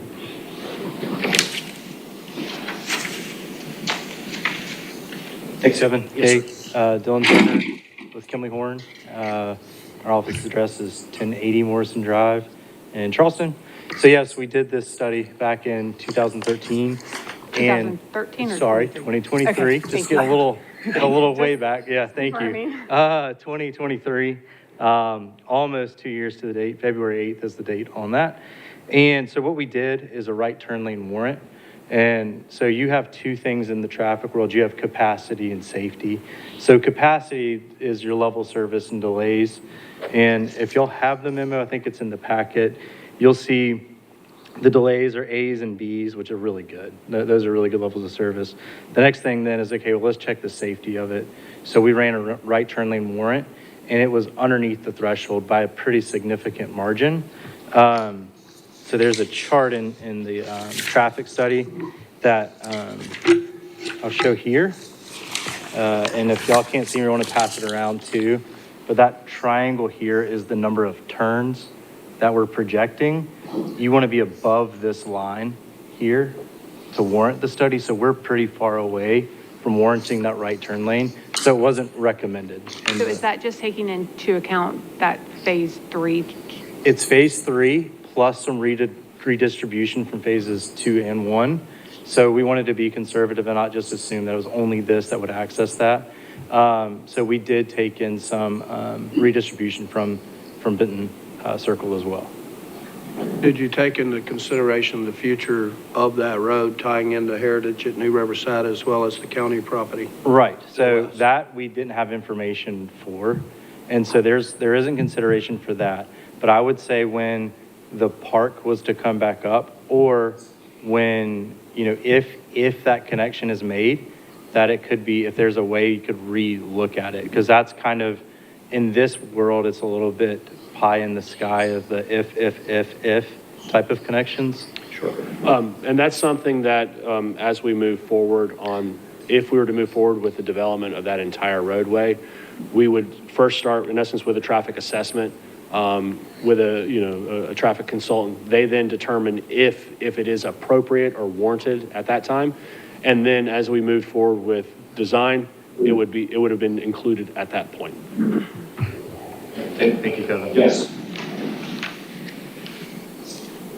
So any other questions here? Any questions from council? All right, thank you all. Thank you.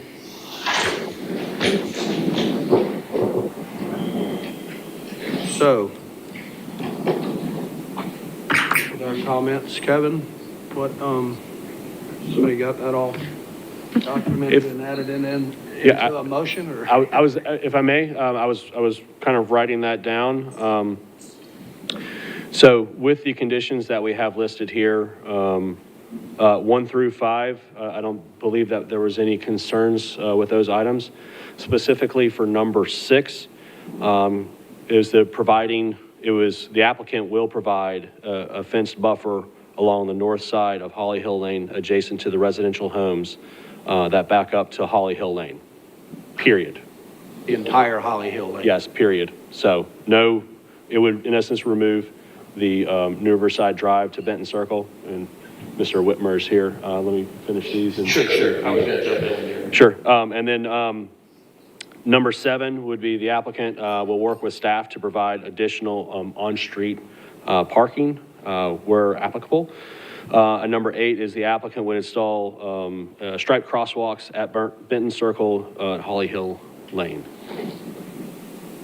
I would like that. Yes. So that's an easy one. Anything that anybody skipped over that they would like to make a part of this before we? And Mr. Whitmer is part of Whitmer Jones Kiefer, part of the applicant. Yeah, there was, number 6 was, I think 1 through 5 we're fine with. Number 6, the one, what I wanted to talk about, Kevin, can we go back to the slide that shows the street? Oh, there you go. We have, right here, typical roads are about 60-foot right away. This is 100. So we're going to be able to save 20 feet we should be able to save the majority of the vegetation in the right-of-way on each side, which is 20 feet. Then there's additional 20 feet that is onto the property. So that 40 foot, and I think that was, Emily, I think you mentioned that you wanted most of that to be undisturbed, and I think we'll be able to do that. And then we can add vegetation to it. What I'd love to do, the concern with 2,500 linear feet of fence is it's going to have to be maintained. It's going to have to be painted. It's going to be turned over to the POA and will be their responsibility. What I'd love to do is to see if we could work with staff, get enough vegetation in there to make them happy. If we can do that, not do the fence. If we can't, if staff isn't happy with it, the fence comes in. Because although it is a good idea, initially the vegetation is a better long-term solution and doesn't put added maintenance onto the POA and those homeowners to maintain it and take care of it. And I'm not against your idea or anything, but I will say I walked in there myself, and that southwest end is bare. There is no vegetation. Where your pump station, on that far end down there, you can see right in the back of people's houses. And that would be where we'd either... There are no trees. Right, that would be where we would have to add. And if we can't add to make town staff sufficiently happy, that's where we'd have to go to option 2, which would be a fence. We do have, from edge of pavement to that home, when you add everything up, it's about 70 feet. So it is a nice separation of distance that you have from back of house to edge of pavement. I could kind of see you having issues later with those residents, though, because once that road does start getting used. Yes. Just weighing in, I agree with the option of allowing it to be pure vegetation. And even if you guys are amenable to adding it, I think it would be presumptuous of us to assume that the POA would want to assume whatever financial responsibilities in maintaining that fence without having someone weigh in to say they would assume that. And I would be concerned that if they say, well, we did want to have a buffer if it was vegetation, but we didn't assign on to assume the maintenance of a fence in addition to that, and then the town is kind of weighted with the liability of that maintenance. I don't know that I'd be comfortable agreeing to that. I would like to see what your proposal of just the vegetation buffer is, and even what staff's thoughts on the feasibility of doing that, what it would look like to ensure that it does give them ultimately the protection of not having just to be looking at something empty, that they do have that protection along that entire roadway. Councilwoman Frazier, what could happen is that you rely on the Planning Commission in order to do that. So from a condition of approval, kind of what I was writing, applicant will install a vegetative buffer along the north side of Holly Hill Lane. And then what we can do is work with the applicant and Planning Commission. First off, as you said, if there's areas that's barren out there, like a full buffer, which the ZDSO has regulations to describe what a buffer consists of. So we would follow those guidelines. Typically in 100 linear feet, you'll have 20 shrubs, 6 overstory trees, 3 understory trees, something like that. So we would work with the applicant as well as Planning Commission in order for that to be installed. Hey, Kevin, sorry, we're multiplying. Yes. I just wanted to make one point. While we're talking about disturbing the natural vegetative buffer, the applicant's disturbance of that area is only going to Benton Circle at this time, so it might be advisable not to go to the west of Benton Circle until construction on that portion of the road begins, until the county begins improvement there. Otherwise, we're going in people's backyards that we otherwise don't need to be going into, and we're disturbing natural vegetation that we otherwise wouldn't be disturbing. So if we're not putting a fence there and we're not going in and doing any sort of clearing, really leaving it in its natural condition at this time is probably the best idea until we take that next phase and the county moves towards their portion of improvement. Because they could have several years Right. of looking at woods. Right, because the back of lot on this phase to the back of lot on that next phase is over 100 feet. Because the right of way is 100 and then we've got buffer on the south side and Right. so, just for you guys to consider.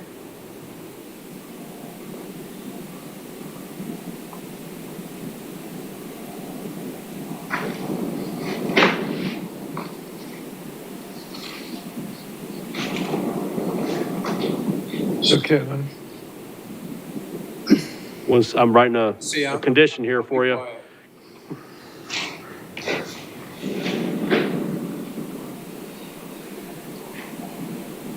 But hold on, Dan. I'm a slow writer, I apologize. Okay, if I may, for that item number 6, referring to the fence buffer, and just as discussed, so the buffered area from New Riverside Road to Benton Circle would be during the phased development. And then at the time of development of Holly Hill Lane, south of Benton Circle, the buffer would be installed along that south portion behind the homes. If phase 3 development is completed prior to that final CFC, then the applicant would provide a bond for the cost of that landscaping. That's something that could then, if this doesn't happen and they have then left, they're done, they've completed, but prior to that final CFC, if that road work has not started, then it provides that obligation for them to provide that buffer. Barry, you nodding your head, that's Yeah, it sounds like a reasonable. Sounds like a lawyer wrote that? It sounds like a reasonable compromise. I'm doing good.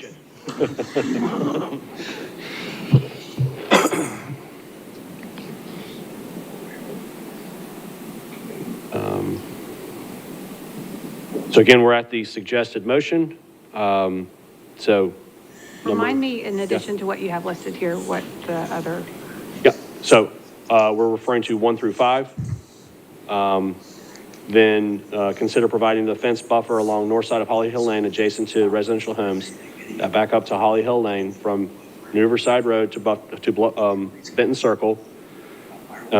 At the time of development of Holly Hill Lane south of Benton Circle, the buffer would be installed along the south portion of the homes of phase 2. And if the road is If it's not completed prior to that final CFC, then the landscaping would be, that amount of landscaping would be in the form of some type of bond that would then be able to be used at time of construction of the road. Then number 7, not listed here, would be applicant will work with staff to provide additional on-street parking where applicable. Number 8, the applicant would install striped crosswalks at Benton Circle and Holly Hill Lane.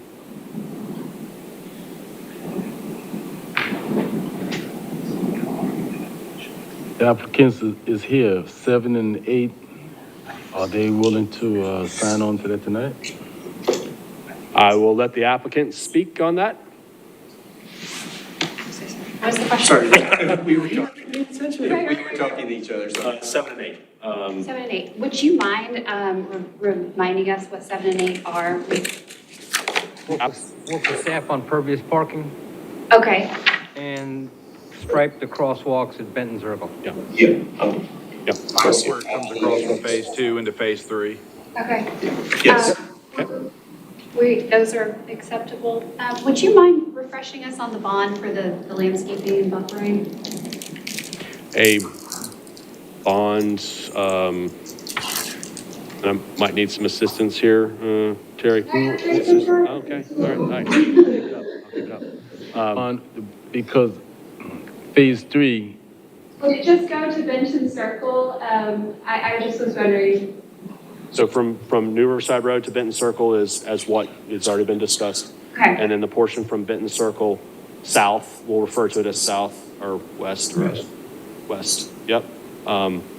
Adjacent to the homes in phase 2, that if the construction of this roadway has not commenced by the time of your final CFC, that you would pay an escrow to the town bond the amount of landscaping that would go in that portion of the.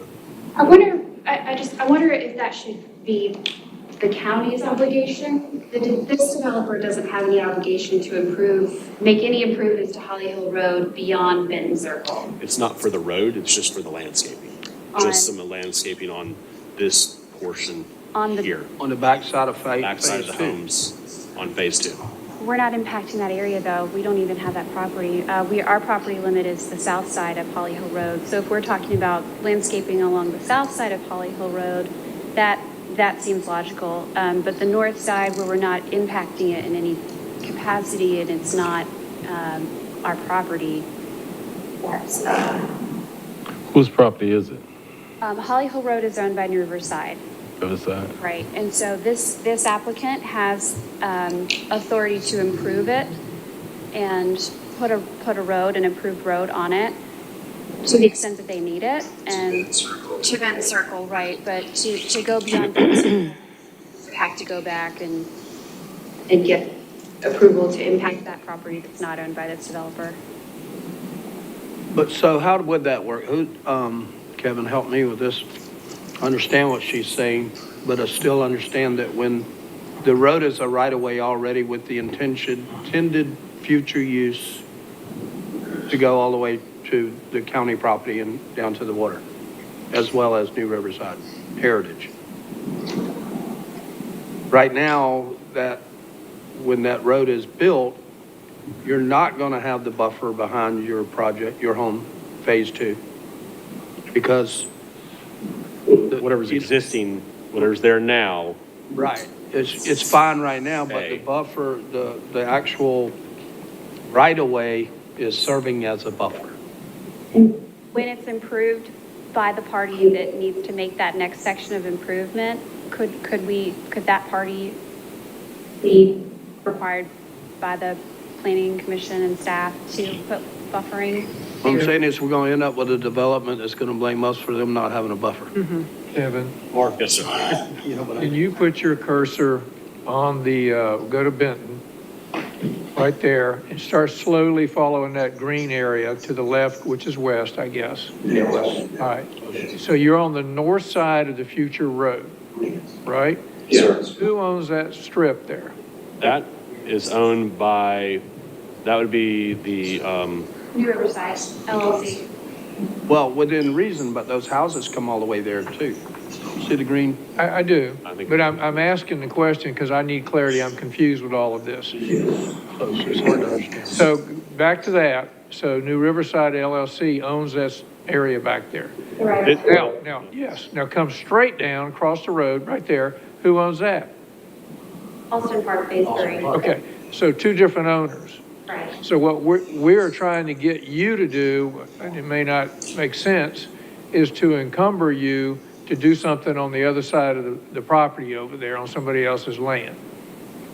Which we would have to have their permission to do. Yeah, I see that argument as not strong on our part. So what's the setback from the existing development, Kevin?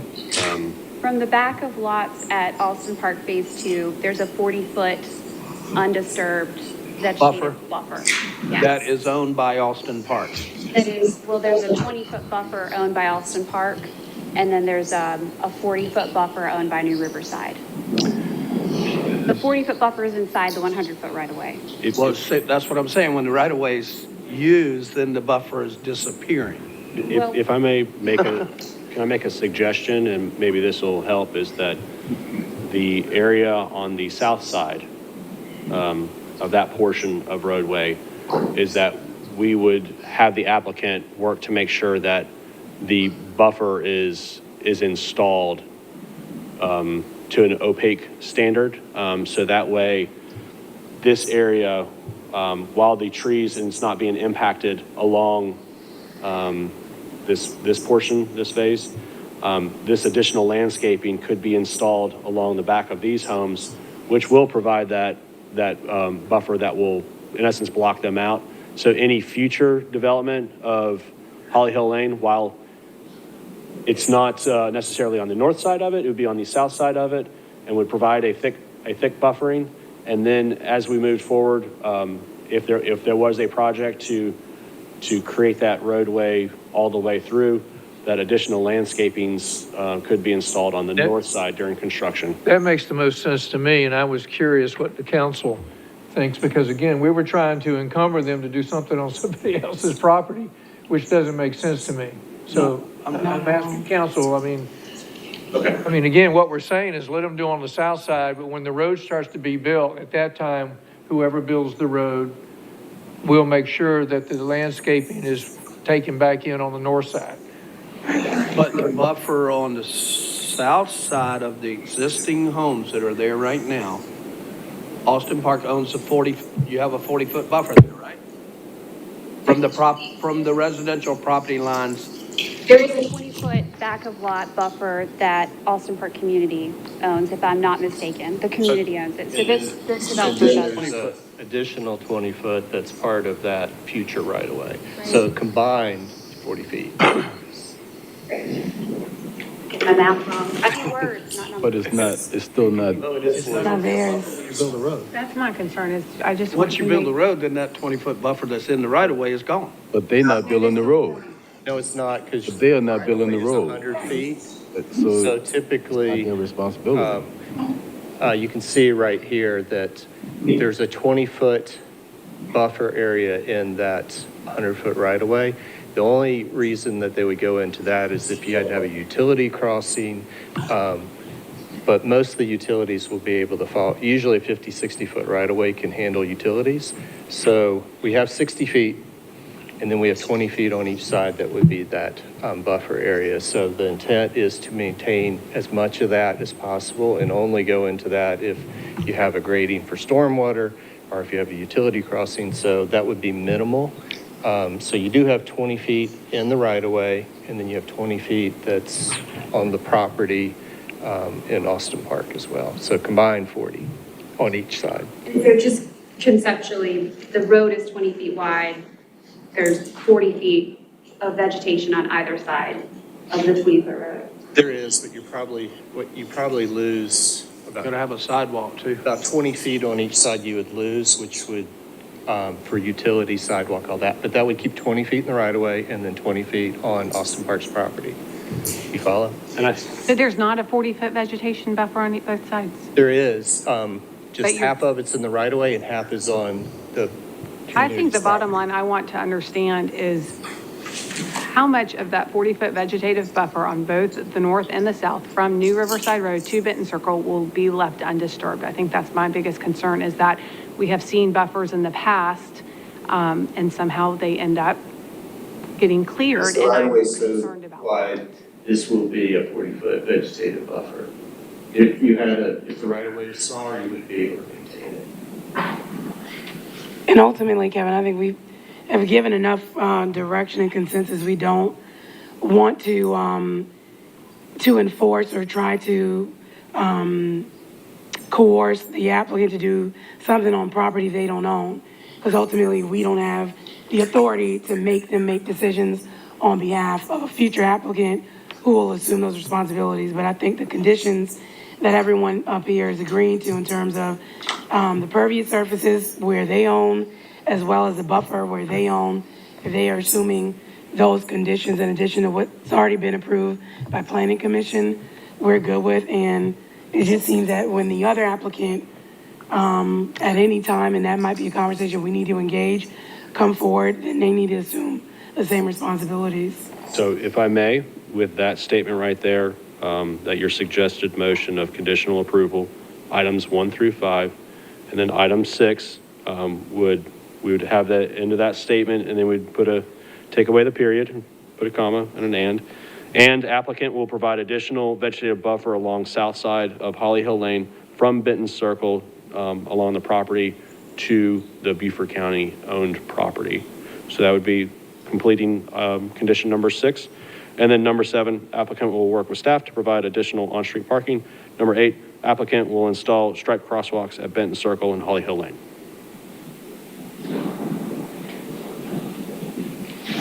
Sounds good. I'm sorry to ask, I just really want to understand this. So is the fence happening on the north side from Holly Hill to New Riverside Drive? From New Riverside Drive to Benton Circle? That's a consideration from Planning Commission. Not a condition? That's their proposed condition. You can go with that condition. We can adjust it. We can take out. You can just provide, our applicant will provide a buffer. If you want to take out fence portion of it and just make it more of a vegetative buffer along both sides. Since they are impacting the road at that point is kind of what we were talking about. Since down there, they're not impacting it. Up here, they are. That it can just be a vegetative buffer. Looking at aerials, even from that have been taken for the past month, the majority of the homes on that portion of roadway, they already have fences along the rear of the property. So a second fence might not necessarily be appropriate. That backs up to it, but a vegetative buffer in that area would be appropriate beyond if there's whatever's already there. Is there a condition saying to leave the vegetative buffer undisturbed?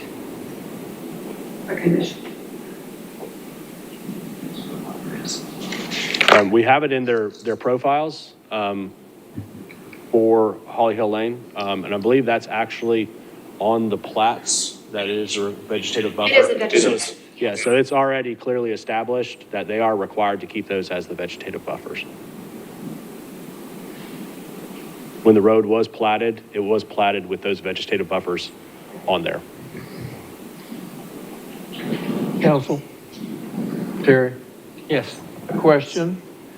So this has been a little bit arduous. So when we go through a process like this on the motion, all of the conditions, do they have to be read? You can adopt 1 through 5 as written in this motion by just saying 1 through 5, and then I would suggest that we listen carefully to Kevin's 6, 7, and 8. 6, 7, and 8. Yes, Correct. and that's why I'm asking, because he's on video once he does this. If he does 6, 7, and 8, then you could just say, and the 6, 7, and 8 conditions as just set forth by Kevin. Got you. Okay? Okay. You can adopt his 6, 7, and 8.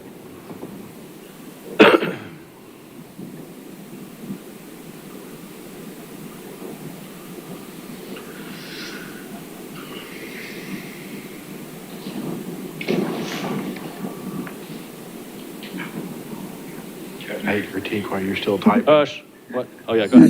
Please do. Will you add in where it says on-street parking to pervious?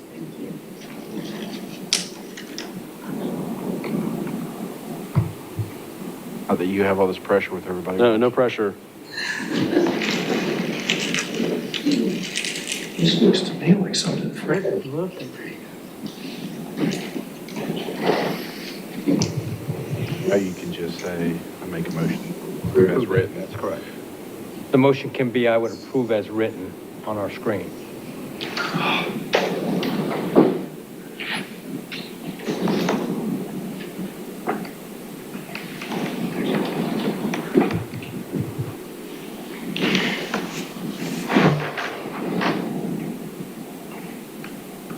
Still, sorry.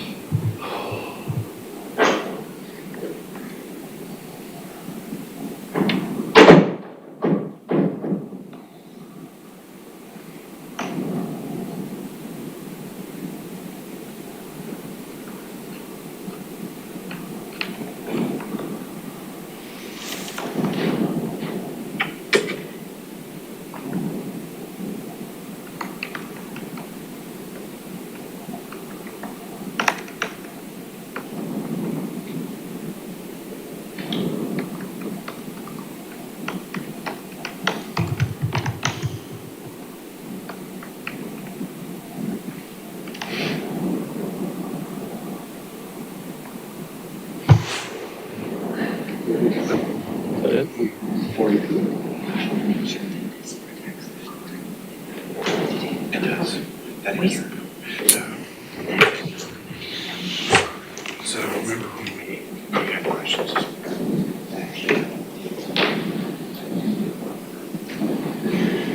Good job, Kevin. Thanks. Under pressure, you do well. I appreciate that. And type pretty fast. I can't do it, like, I can't, do that. I have to look at the keys. Here's your, based off of what you have, I'm happy to update that.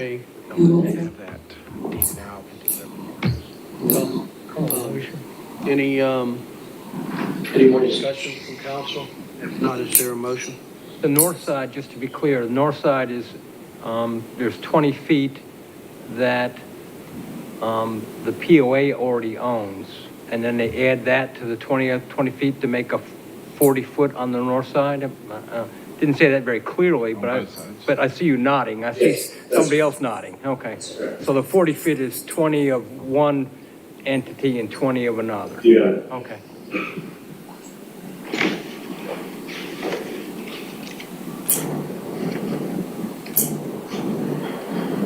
Is there a motion? Mayor, I'll make the motion. If I need help, somebody jump in. I'm going to go recommendation of approval of an initial master plan for Austin Park Phase 3 consisting of approximately 63 acres located on the west side of the New Riverside Road, south of existing Austin Park Phase 2 and Zone New Riverside Plan. Oh, I'm sorry, did I miss it?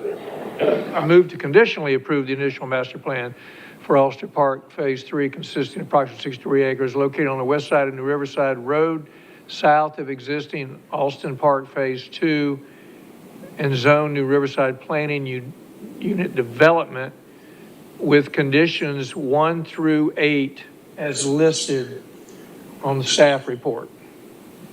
Is there a second? Second. Any discussion? All in favor, say aye. Aye. All in favor, say aye. Aye. I'm a no. Aye. So that's 4-1. Correct. Motion passes. Great. Thank you very much.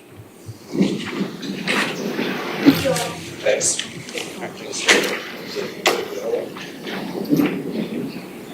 Okay. You missed it by 3 minutes. You were 3 minutes late, so we put you on the back burner tonight. So, where is Miss Michelle on here? She's under public hearing and file public hearings. Yeah. Oh. Start the public hearing Public hearing and final reading. Consideration of Town Bluffton needs assessment for housing, public facilities, and economic development. Ms. Michelle Knight, Community and Economic Development Director of Low Country Council of Governments. And I apologize. Traffic caught me, and I did not realize y'all had changed your meeting until 5 p.m. You was behind a horse and buggy? So I apologize twice on that. But thank you for waiting on me, and thank you for staying so we can get this done tonight. I'm here, as I am once a year, to talk about the CDBG program and the things that we can do with it. And as y'all may well know now, Bluffton has no open projects. We have everything pretty much wrapped up. So if there's something that y'all are interested in pursuing this year, you'll be able to do that. But let's move through the slides. Let's see here. If I hit enter. So as y'all know, our first order of business is to remind everyone that the town of Bluffton does not discriminate against the protected classes in relation to fair housing, and the sale and rental of housing and residential real estate transactions are in the provision of brokerage services. If someone contacts y'all and says, hey, I feel like I've been discriminated against in housing practices, if you have them call us at Low Country Council of Governments, we'll take that information and we can forward it on to the individuals that need to know that. The CDBG program is designed primarily to support local governments in improving economic opportunities and addressing community revitalization needs of people who are low to moderate income. In Beaufort County, what that means as of May 2024 is if you're a family of 4 and you make less than $80,700 a year, you are low to moderate income in Beaufort County. That number moves up or down based on the number of people who live in your household. The program has been in existence in South Carolina since 1982. And as of this year, we are estimating that we will receive approximately $19.8 million for the state of South Carolina to administer through their Division of Grants Administration at South Carolina Department of Commerce. The action plan, which governs how this money will be used over the next year, comment period ended at the end of last month. The numbers in it are still estimates because the state has not officially gotten what their new number will be for this year. Having said that, there are 3 broad program categories: community development, business development, and regional planning. And this is where the meat of everything is. So our community development program is where the vast majority of all that $19.8 million is held. We have a spring round that is community infrastructure. This is typically what we call our water, sewer, drainage, road round.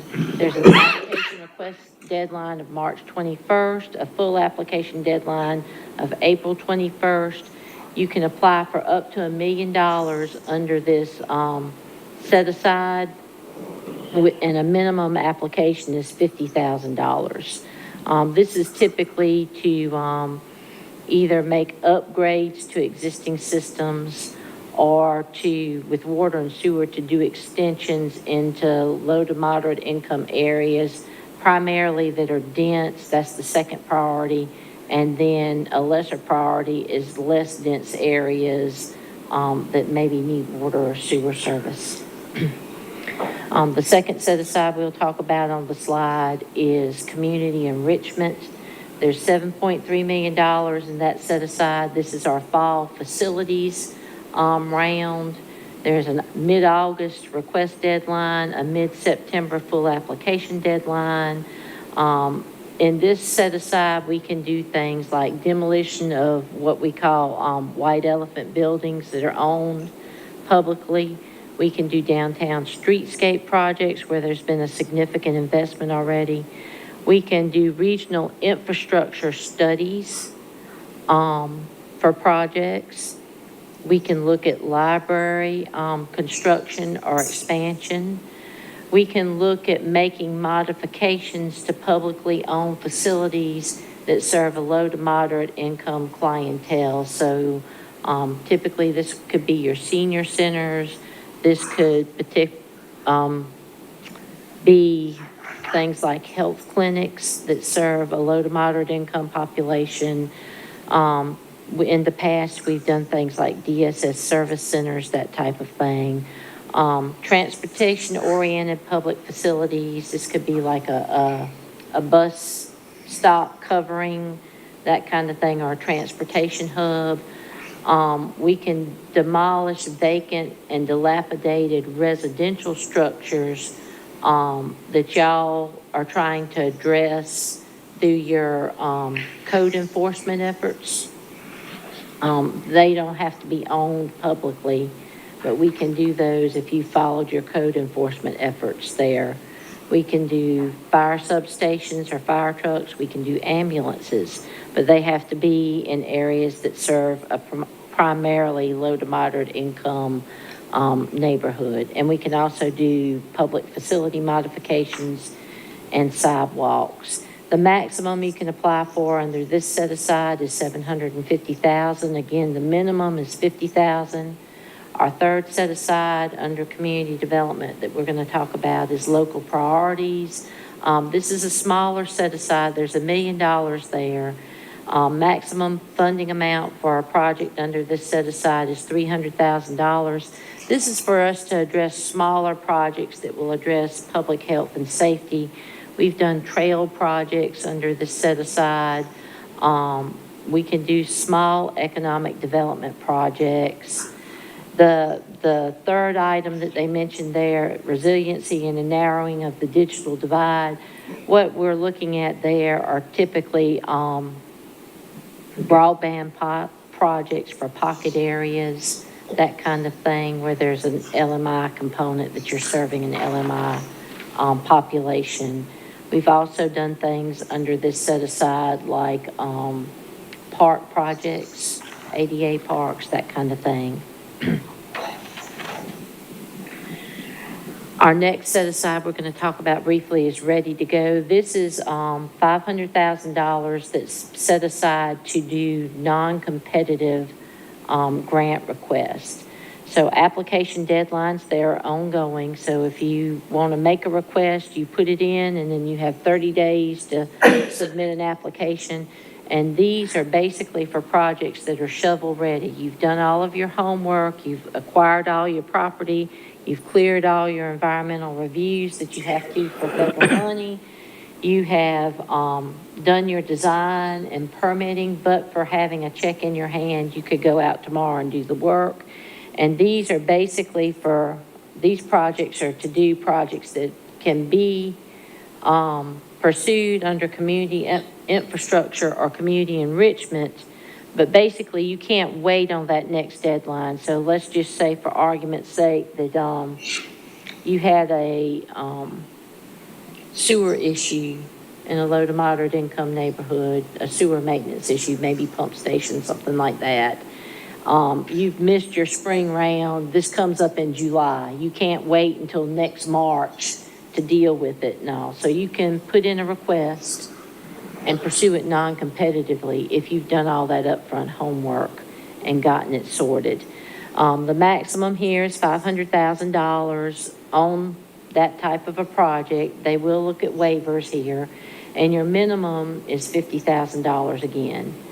And as I mentioned when I started, all of these projects have to meet national objectives, and our national objectives basically are benefiting a majority of low to moderate income people. That's where 90+% of your projects are funded in South Carolina under that national objective. Aid in the prevention or elimination of slum or blight.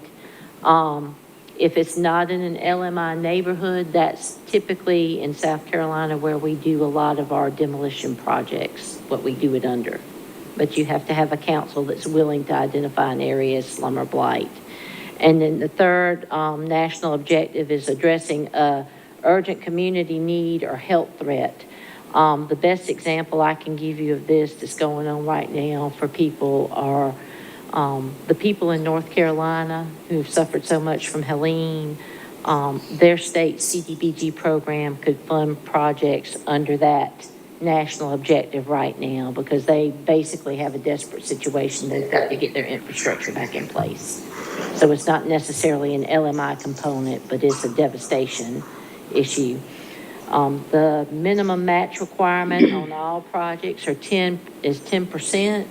Bluffton historically has done a lot better than that, and that helps them compete well.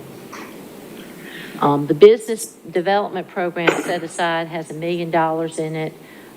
This again is a set aside where you put in a request and 30 days later you make an application. And this is primarily to provide public infrastructure for expanding businesses that are new or existing businesses that are expanding where there is a significant private investment that's being offered up by a company, and there's job creation that would be involved in it. And this would be to provide public infrastructure to those businesses. So it would be to do things like provide a road in for a site that's going to be owned publicly, to provide water or sewer or stormwater drainage into an area that would be owned publicly, but it would benefit the business. Those jobs that are created, 51% of them have to go to low to moderate income individuals, and they have to be what we call qualifying jobs, which basically means that I could go in and get a job from this business with a high school diploma and a year's experience. So we're not necessarily looking at jobs that are necessarily degree jobs in that respect. But that doesn't mean that they aren't good jobs. The last set aside is regional planning. That's $500,000 that the state sets up, and they provide $50,000 grants to each of the 10 councils of governments, of which Low Country Council of Governments is one, to come out and do these sorts of public hearings for communities, to meet with staff when they have projects that they want to develop before we actually know that we have a project, to be able to bring the state down to do that as well if we need to, and also to hold project development meetings. This year, we're looking at holding a project development day for communities at our office. Probably mid-May, we're probably looking around the 14th to 15th of May. We've got to set that date with Commerce, but they're going to come down and spend the day with us, and communities can come in and learn more about the program and actually spend time brainstorming.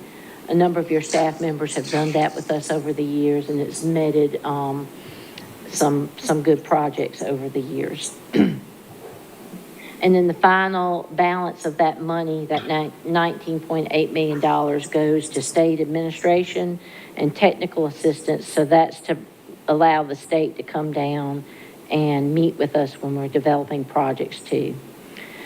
Again, this year, projects will receive additional bonus points in their competitive rounds if they are in an opportunity zone. Performance threshold, which Bluffton does not have to worry about that now. Basically, you can have 2 open grants and pursue a third grant if the 2 open grants are less than 30 months old. And if you had a business development grant or a regional planning grant, if y'all were our lead applicant in that wouldn't count against your threshold either. Other performance threshold issues, you can only have 1 neighborhood project at a time. Y'all don't have a neighborhood project now. We've closed those, and we're not doing those anymore. So this is really a threshold issue for people with older projects. You can have no more than 1 non-competitive project at a time. And then you can have no more than 1 project in the same general target area open at the same time unless your current project is under construction. Y'all did that a lot when y'all were building out the sewer extensions through Buck Island and Simmonsville. You'd have a project under construction and you pursue your next one because you could while that one was under construction. Also, while I'm here, just to mention the Regional Home Consortium, of which Bluffton and all the other municipalities in our four-county region participate. This time of year, we are getting prepared to do our action plan, which is not unlike what the state does with CDBG just earlier in the year for the Home Consortium. We have an April deadline for doing that. Our priorities in the Home Consortium are to rehabilitate substandard housing, to increase accessibility to adequate and affordable housing, and to support the development and availability of safe, decent, and affordable housing. We submit our annual action plan for that consortium at the end of April. And so I usually ask while I'm out doing this, if you, separate from ranking your priorities for CDBG, if you have anything that you want us to consider while we're writing our action plan, to have, make us aware of that, let your staff know so they can get in touch with us so we can work on those things. Primarily over the years, what we do mostly is single-family owner-occupied rehab and then new construction single-family units with the support of our habitat groups in the region. So we do a lot with Habitat. We'll provide grants to them for materials for them to be able to build out houses. So to a lesser extent, we don't do a whole lot with multifamily, but let us know if you have any comments about that as well through this process. That's all I have as far as a formal presentation. I believe, my understanding is that we do not have a staff memo with a recommendation for council tonight, but that they will have that ready for your next meeting to vote or based on a consent agenda after discussing that with y'all. That's all I have.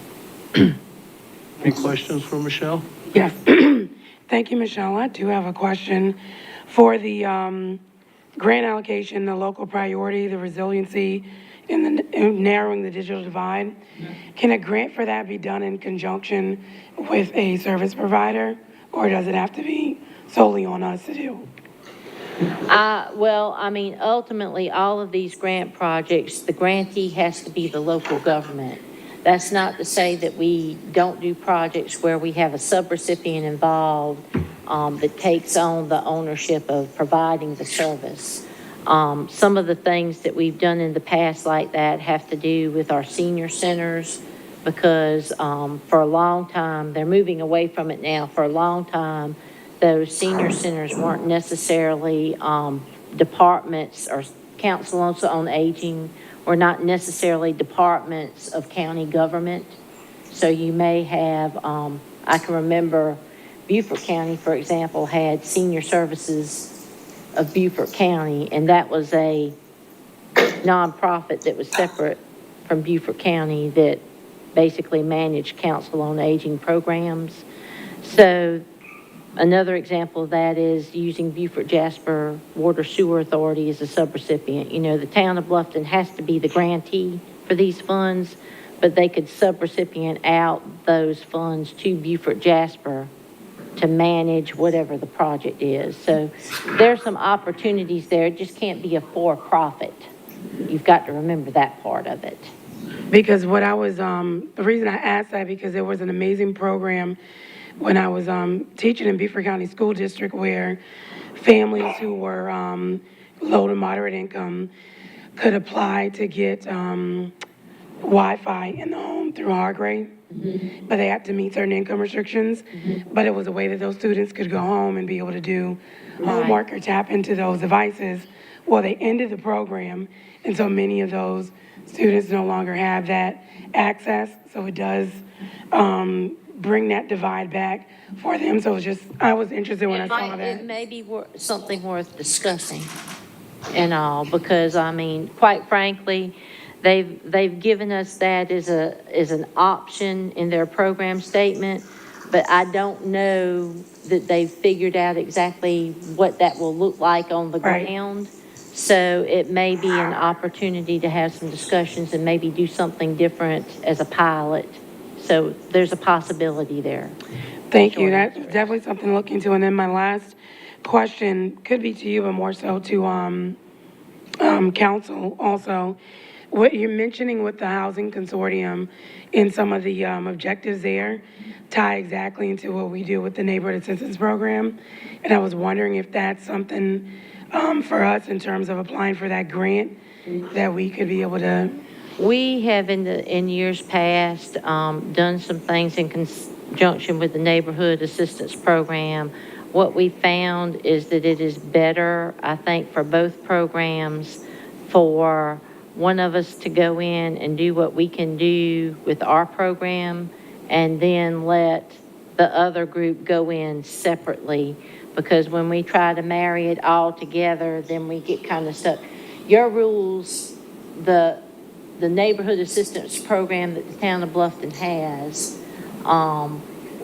a certain set of rules. And I mean, we help y'all by verifying income, but some of the rules that y'all have, or some of the things that y'all will allow, are not some of the things that we can do with this money because it's federal money.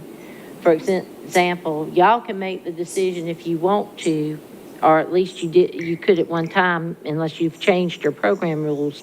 If you wanted to work on manufactured housing, you could.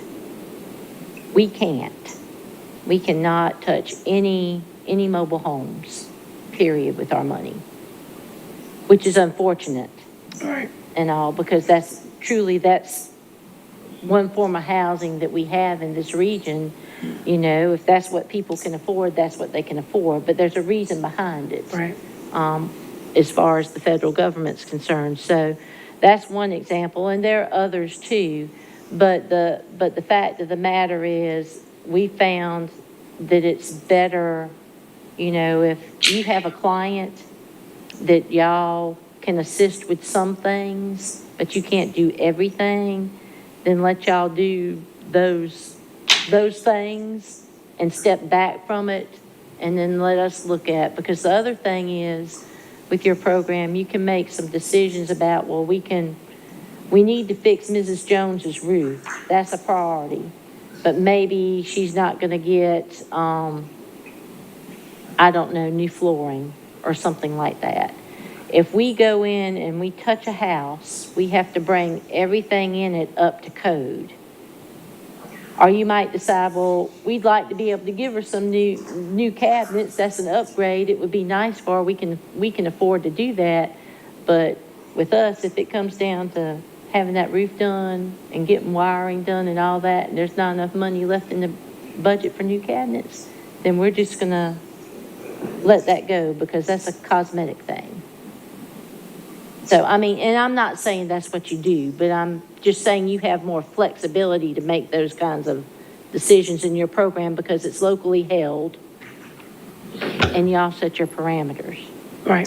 What went off with me is when you stated that with Habitat, and there's been previous projects where the grant paid for materials. So I was just thinking in instances where it's not a manufactured home, if that's something that would be, you know, applicable to us, I don't know.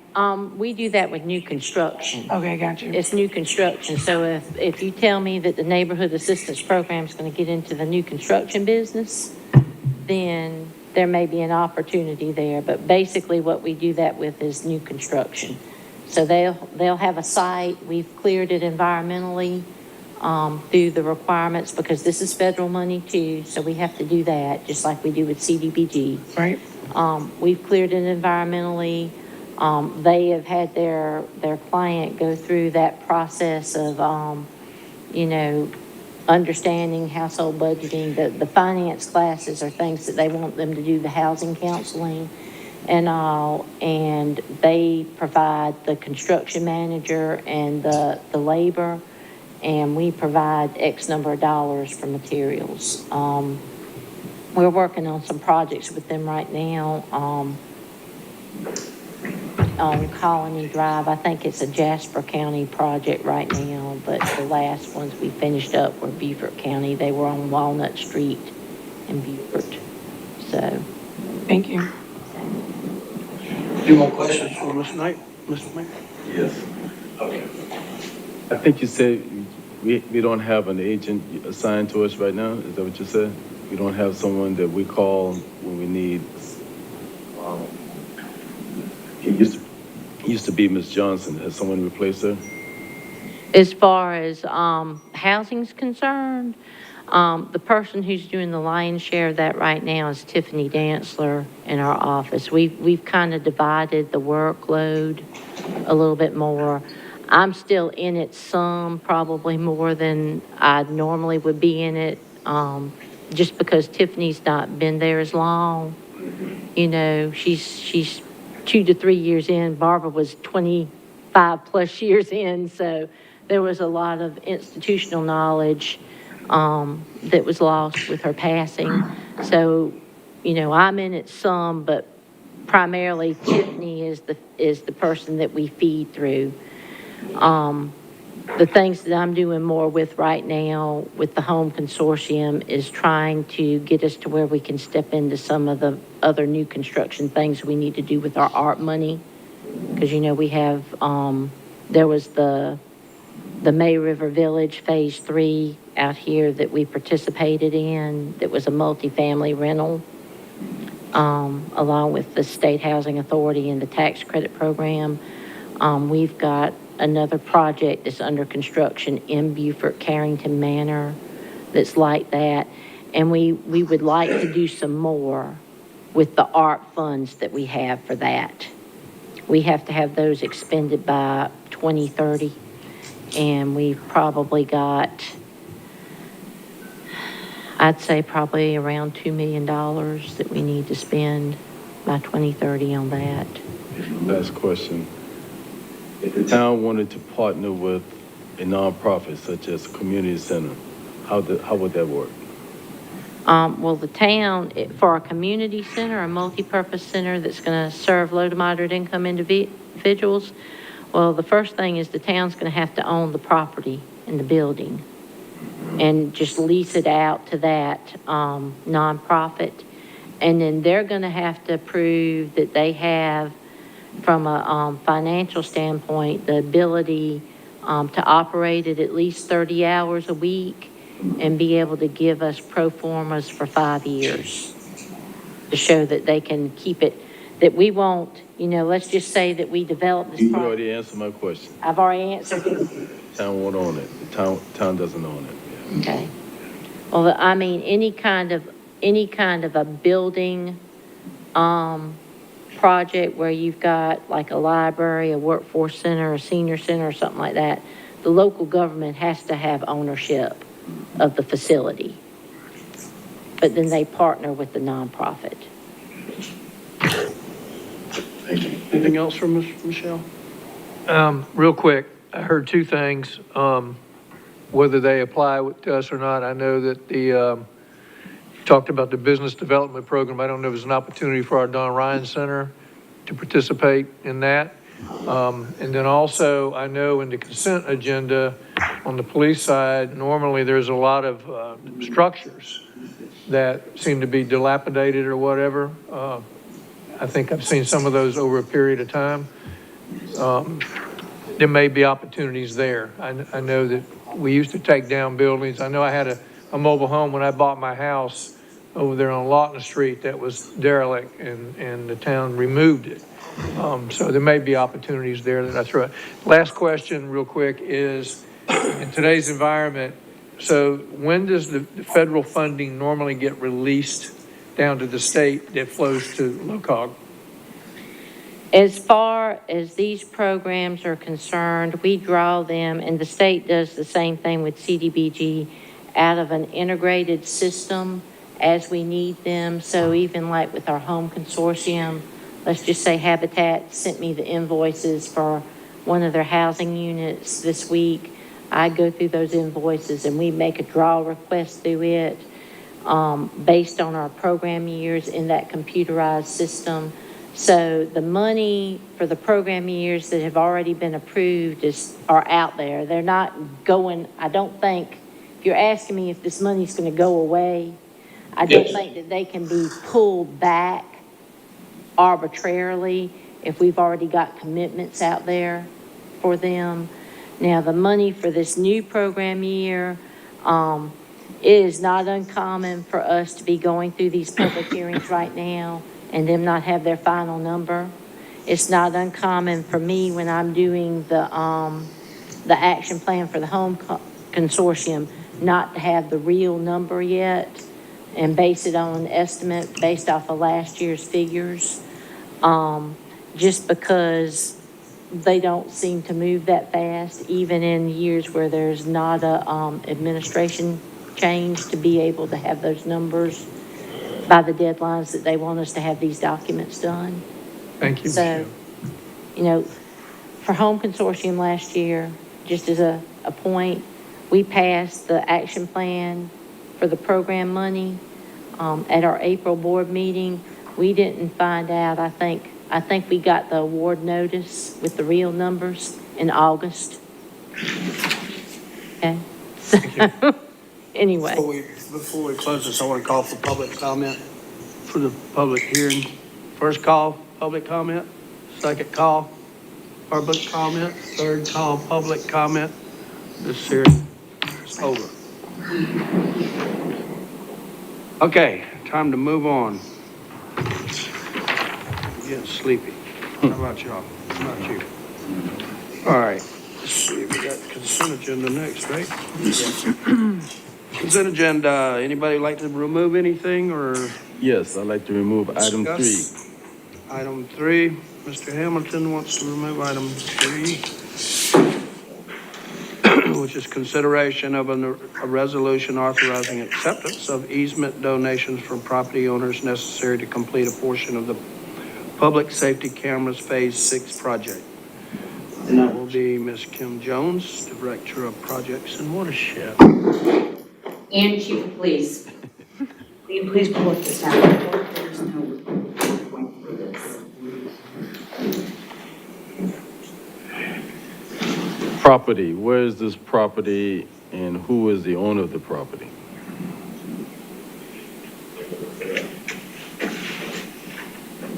We're waiting on the staff report.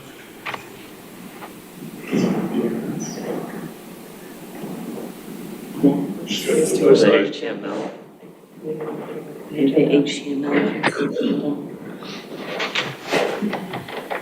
These are private property owners. They are not DOT rights of way. So there are 3 of them, I think, currently within this particular donation for you to consider. While you're waiting on that to be pulled up, Chief, you want to explain why you're having to do the right-of-ways and the issue with the DOT? Yeah, so right now, the DOT will not let flock camera or any ALPR go onto their light posts or their posts right now because of the current situation that SLED is in, where they maintain records for over 2 years, which is still under investigation and then lookout. Despite Flock assuring that their database only holds things for 30 days, they're not letting anybody put their cameras onto their poles until all this gets cleared up. So for those reasons, we have to go through this process and put them on the side of the roadways for now. Flock did reassure us that when the time comes and SCDOT does allow them to put cameras on there, they will go ahead and move them at no cost. So I kind of think I caught some of it. So there is an issue with DOT and SLED, is it? Yes, sir. So SLED ended up keeping the records of the license plates that were run for over 2 years, and you can't do that.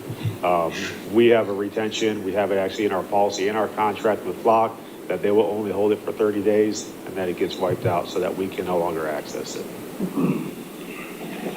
And just for the council's information, Hilton Head just went through this same process with Flock, and it is the 30 days seems to be the magical time to be able to hold on to this. And Councilman for the properties you requested, these are the three that are donating their easements for installation of the cameras.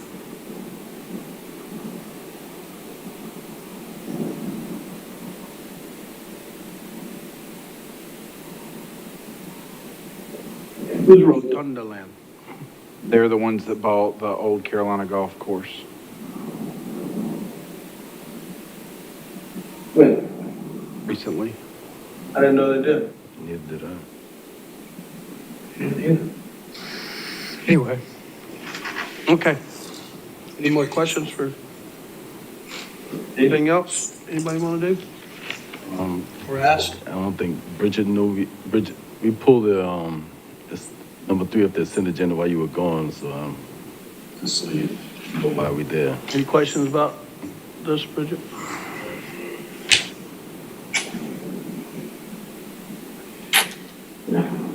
No. Okay. So, is there a motion to accept the consent agenda? I move that we accept the consent agenda, 1, 2, and 4. 3 is already done. Right. Discussed. Is there a second? Second. Second. Any discussion? All in favor, say aye. Aye. Aye, that's unanimous. Okay. Was there any action taken on number 3? 3, you have to do 3.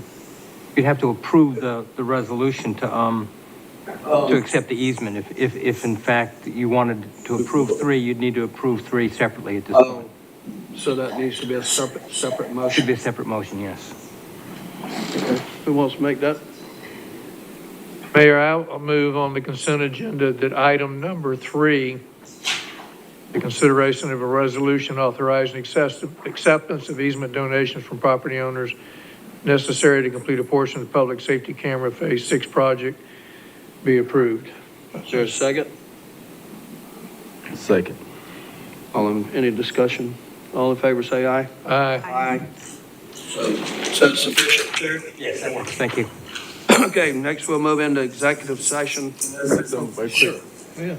Chief, not Chief, Terry and Stephen, I'm calling everybody one time.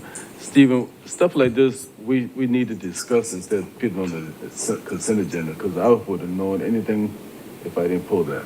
I wouldn't know enough anyway. And especially the chief sharing that the DOT and SLED have conflict. See, that's valuable information. Thank you for that. Yes, sir.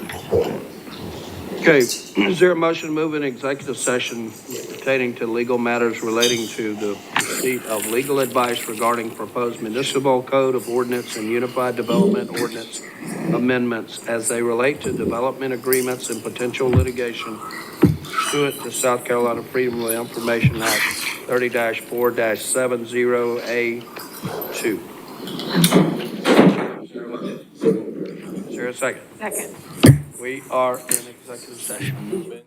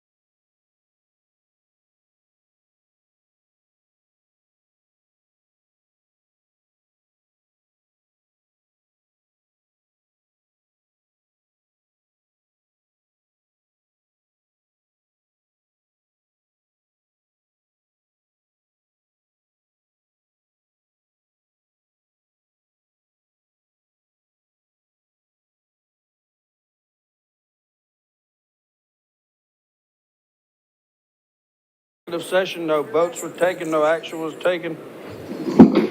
We are, I need a motion to adjourn. I make a motion. Second. Just so you